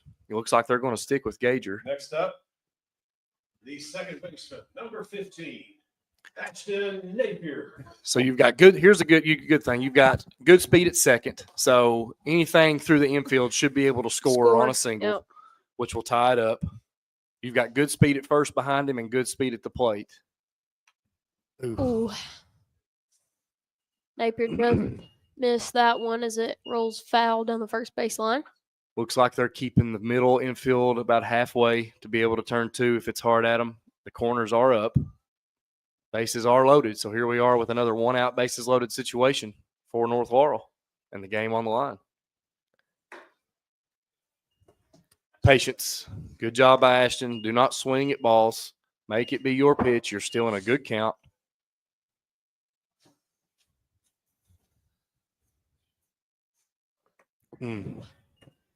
He liked that pitch a lot. Just missed it. Swing and a miss for strike 2. So 1-2 count now for Napier. Ashton's come through a lot in these moments. Let's see if there's still some magic. Good. Great job. Great at bat there. He's choking up on the bat and waiting for his pitch here. 2 balls, 2 strikes.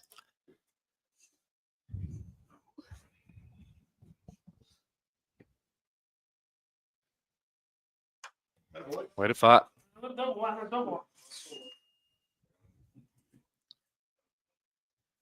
Jeez, boy. The scoreboard's got unplugged. Okay, it should pop back up as normal, yeah. Woo. 2-2 count now. Well, that'd have been fun to have to go through all that again, wouldn't it? Great. Good eye. This is a great at bat by Ashton Good eye. here.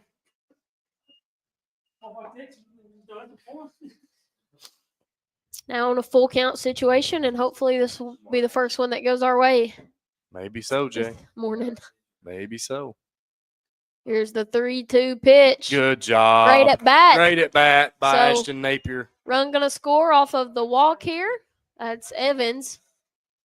And North Laurel now within 1 run. So game tying run. What else could you ask for right here, Jay? You've got speed on all 3 every bases. base. Yep. The only run that matters is Cam and Jude. And if Ashton doesn't matter. If I'm not mistaken, Kelly's found the gap. Yes. I know at least once, maybe twice. Oh no. Oh man. Get there, Napier. They tied it up. Well, they got what they wanted. Yeah. Why he didn't come I don't know why right he didn't there throw is, 4. Yeah. Yeah. And his teammates are like, dude. Yeah, he should have threw 4. Okay. So we are tied, and we are still in a situation where a base hit can win the game. Cooper Elza could walk it off right here for the Jags. Next up for North Laurel, the shortstop, number 19. We're all tied up, 6-6. This has been a very exciting ball game. We shouldn't be tied right now, but it is what it is. It happens. First pitch to Elza. Ooh. Let's see if Cooper can come up big right here. 1-9. So 2 outs, runners on second and third. 1 ball, no strikes. Oh, yeah. Get through there. Get through there. Oh, it's going to Run it out. Yeah. There we go. Cooper Elza walks it off with the dribbler over the pitcher's head. Shortstop could not make the throw in time, and he dives head first into first base to walk it off here at the John Hooker Memorial Classic. Yes, absolutely.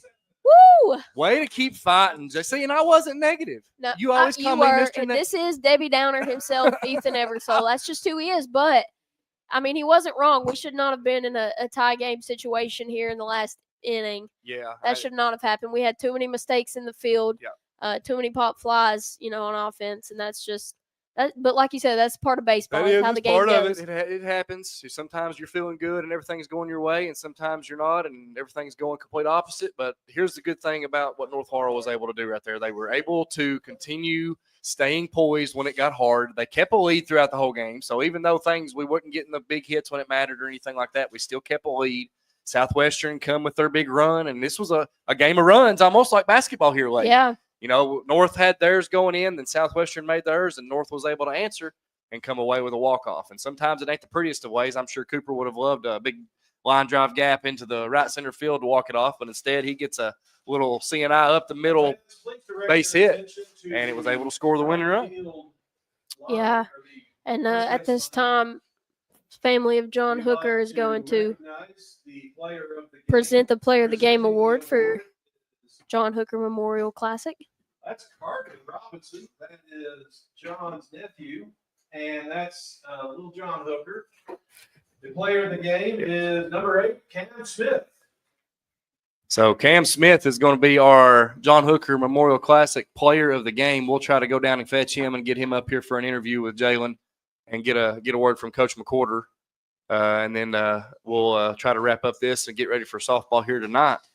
But just an awesome job by North Laurel, not quitting, even when things got hard. Tanner Houchins come out, give 5 strong innings on the mound. And Cam, who's usually a stud at coming in late and keeping the game close, keeping us in the lead, he was able to they're waiting on Cam to come get his award. I know, he's not. There you go. Yeah, there you go. Okay. But Cam he struggled the 6th, but he come out the 7th, got 3 quick outs, kept it where it was, and it gave the Jags the opportunity to walk it off here in the 7th. So great job, North Laurel. We'll try to go fetch Cam, and Coach McCorder had them come up here with an interview, and then we'll be right back here on the Jaguar Broadcasting Network on North Laurel Nation and 98.5 WJTE, the Light of London. Your Jags walk it off 7-6 over the Southwestern Warriors in their first game of the John Hooker Memorial Classic. At London Power Equipment, power means service, power means protection, and most of all, power means power. Power. With technicians certified in Briggs, Kawasaki, Kohler, and Honda. And we offer for sale brands like Grasshopper, Echo, Husqvarna, DR, and Generac. We service and repair most outdoor power equipment brands. And if it's work gear, we've got you covered too. With arborist, forestry, and lineman gear. At 1680 Highway 192 East, we're open weekdays 8 to 5 with options for financing. We are locally owned and operated. Find LPE on Facebook or phone 606-389-5535 for London Power Equipment.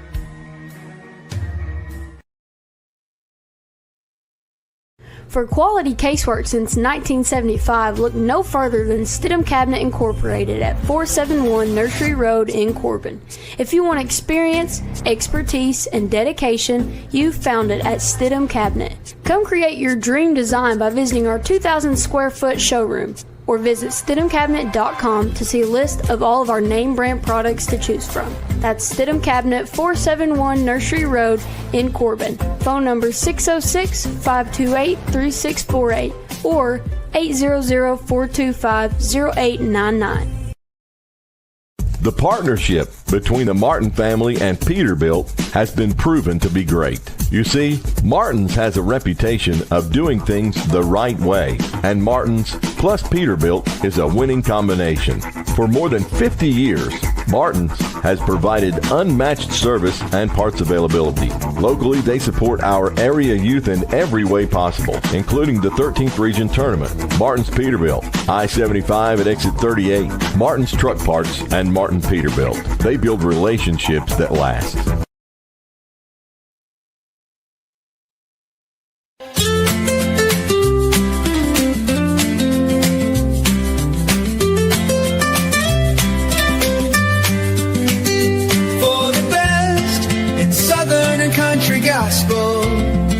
You have found source. It's the Light of London 98.5 for the old and new.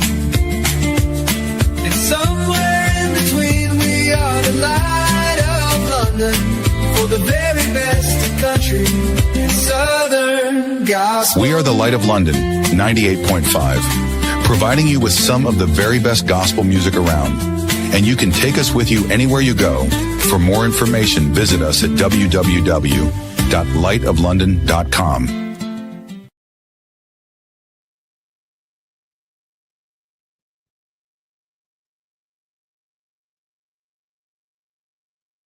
All right, welcome back, everyone, to North Laurel Nation, the official home of the Jaguar Broadcasting Network. Joined now by our John Hooker Memorial Classic player of the game, Cam Smith. North Laurel able to fight back, rally back, and get the win 7-6 over Southwestern here. And Cam, you sparked the momentum at the beginning of the game. You hit a huge 3-run bomb over the center field fence to score 3 runs in the bottom of the first inning. But your team, obviously, there were some errors in the field, some things, it should not have been a tie ball game. You guys had control of the game for the majority. But talk about the fight in this team to be able to, go against all odds and come out with the win. I love this team. I think we'll do great things this year. I really believe everybody on the field wants to be out there, wants to play, wants to make plays, wants to win. So I'm really proud of them. We fought back, fought through a few rough innings. Yep. Few innings that shouldn't have happened, but it is what it is. We ended up winning, coming back, so it's great. So Cooper Elza was the one that comes up with the big walk-off hit, and it happened in a fashion, that when you hear walk-off, you don't think of sliding in head first into first base, to be safe and get that game-winning run, but that's what he did. And also in the game had really big bunt and was able to advance the runner there, and I believe he ran it out at first. Just talk about Cooper Elza and kind of the role he played on this team. He's a great 2-hole. He's got good speed. We get Carter on. Cooper can bunt, get on. Cooper can hit one like he did at the end of this game and make them make a play. And he can beat it out or cause chaos by using his speed. So I like him as a 2-hole. I think we got a good lineup. So we got head coach Darren McCorder joining us now after the win. Coach, your thoughts on the way your team battled back here? We made ourselves better. Yep. Been saying it the whole game. We're going to sit down here next round and not drive this game. I said, yeah. Get this game away. If they don't go and take the lead, like I said, we're going to go on. We wouldn't put the ticket on. We get on, we get scoring fish. We just couldn't get that hit, especially 2 outs to disadvantage us. We did us an old-fashioned hard work. Yeah, that's what that was one thing Ethan and I talked about. I wasn't here for Southwestern's game against South earlier this morning, but Ethan said this was the second game they lost that they could have won, and that was one thing. We had an inning where we had bases loaded and 2 strikeouts back-to-back to end the inning. And Southwestern was just able to come up with those big hits. So overall, glad our team was able to Cooper Elza. I mean, that wasn't the way you expect a walk-off to end, but, I mean, that just shows the grit of him as a player. Yep. And I don't give it up. It's all him. Oh, wow. It's his game. I've never told him to bunt. He does. Yeah. That's just his game. He knows when to do it. So the bunts is one thing he's able to do. Get down, being left-handed, get down the baseline quick, put the pressure on the team.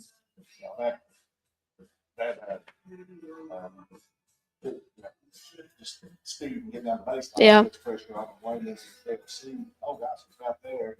They go errant throw. Yeah. Absolutely. All right. So we'll step aside here. North Laurel comes away 7-6 in the victory over Southwestern here at the John Hooker Memorial Classic. And that one thing, Coach, just talk about what it means to be able to host this in honor of John and for his family. Sister, yeah. Plays on our team.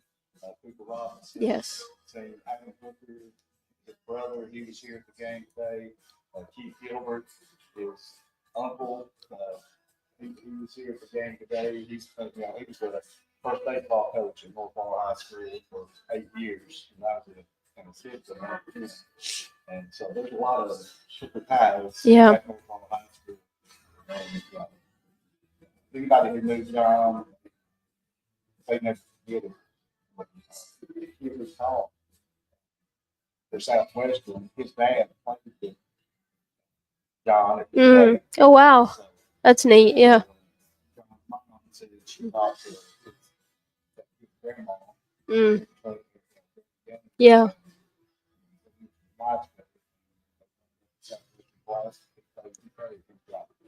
That's cool. Yeah.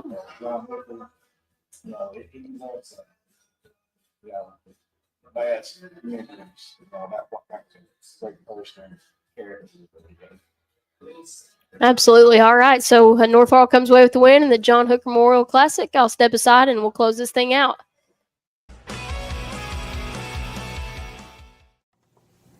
Hi, my name is Mike Black, the principal at North Laurel High School. I'm joined by Athletic Director Ethan Everso, and we're excited that you've tuned in to the Jaguar Broadcasting Network. The Jaguar Broadcasting Network was a dream of mine to be able to showcase the talents of not only our student athletes, but our students who are actively involved in creating commercials, working behind the scenes in video production, and we're excited to see where this venture leads. If you want to see your name or business come across the screen in one of our commercials done by our awesome sports marketing class, feel free to reach out to the school. You can contact me via email or via phone. We can make that happen for you. Thank you for tuning in to the Jaguar Broadcasting Network. Go Jags.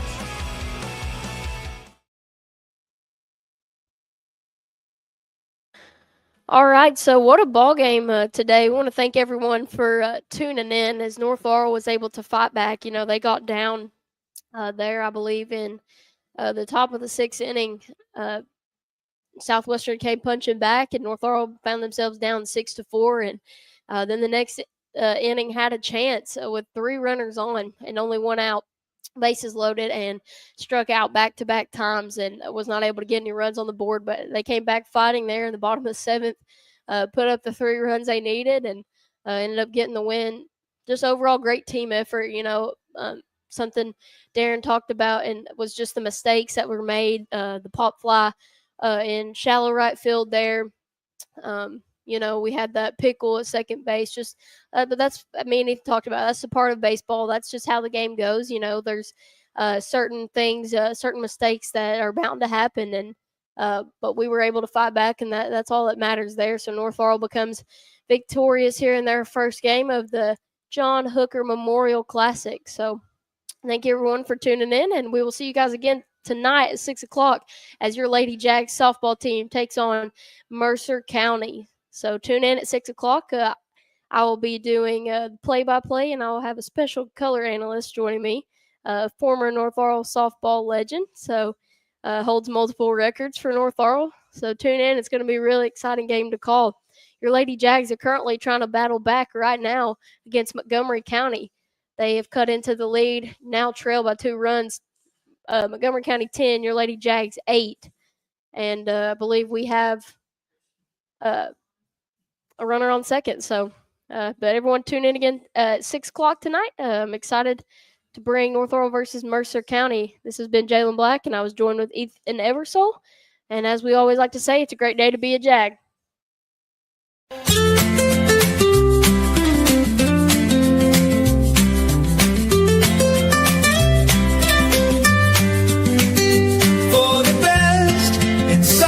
Country gospel, you have found source.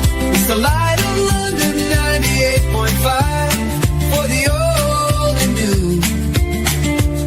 And somewhere in between, we are the light of London for the very best of country and southern gospel. We are the Light of London 98.5, providing you with some of the very best gospel music around. And you can take us with you anywhere you go. For more information, visit us at www.lightoflondon.com.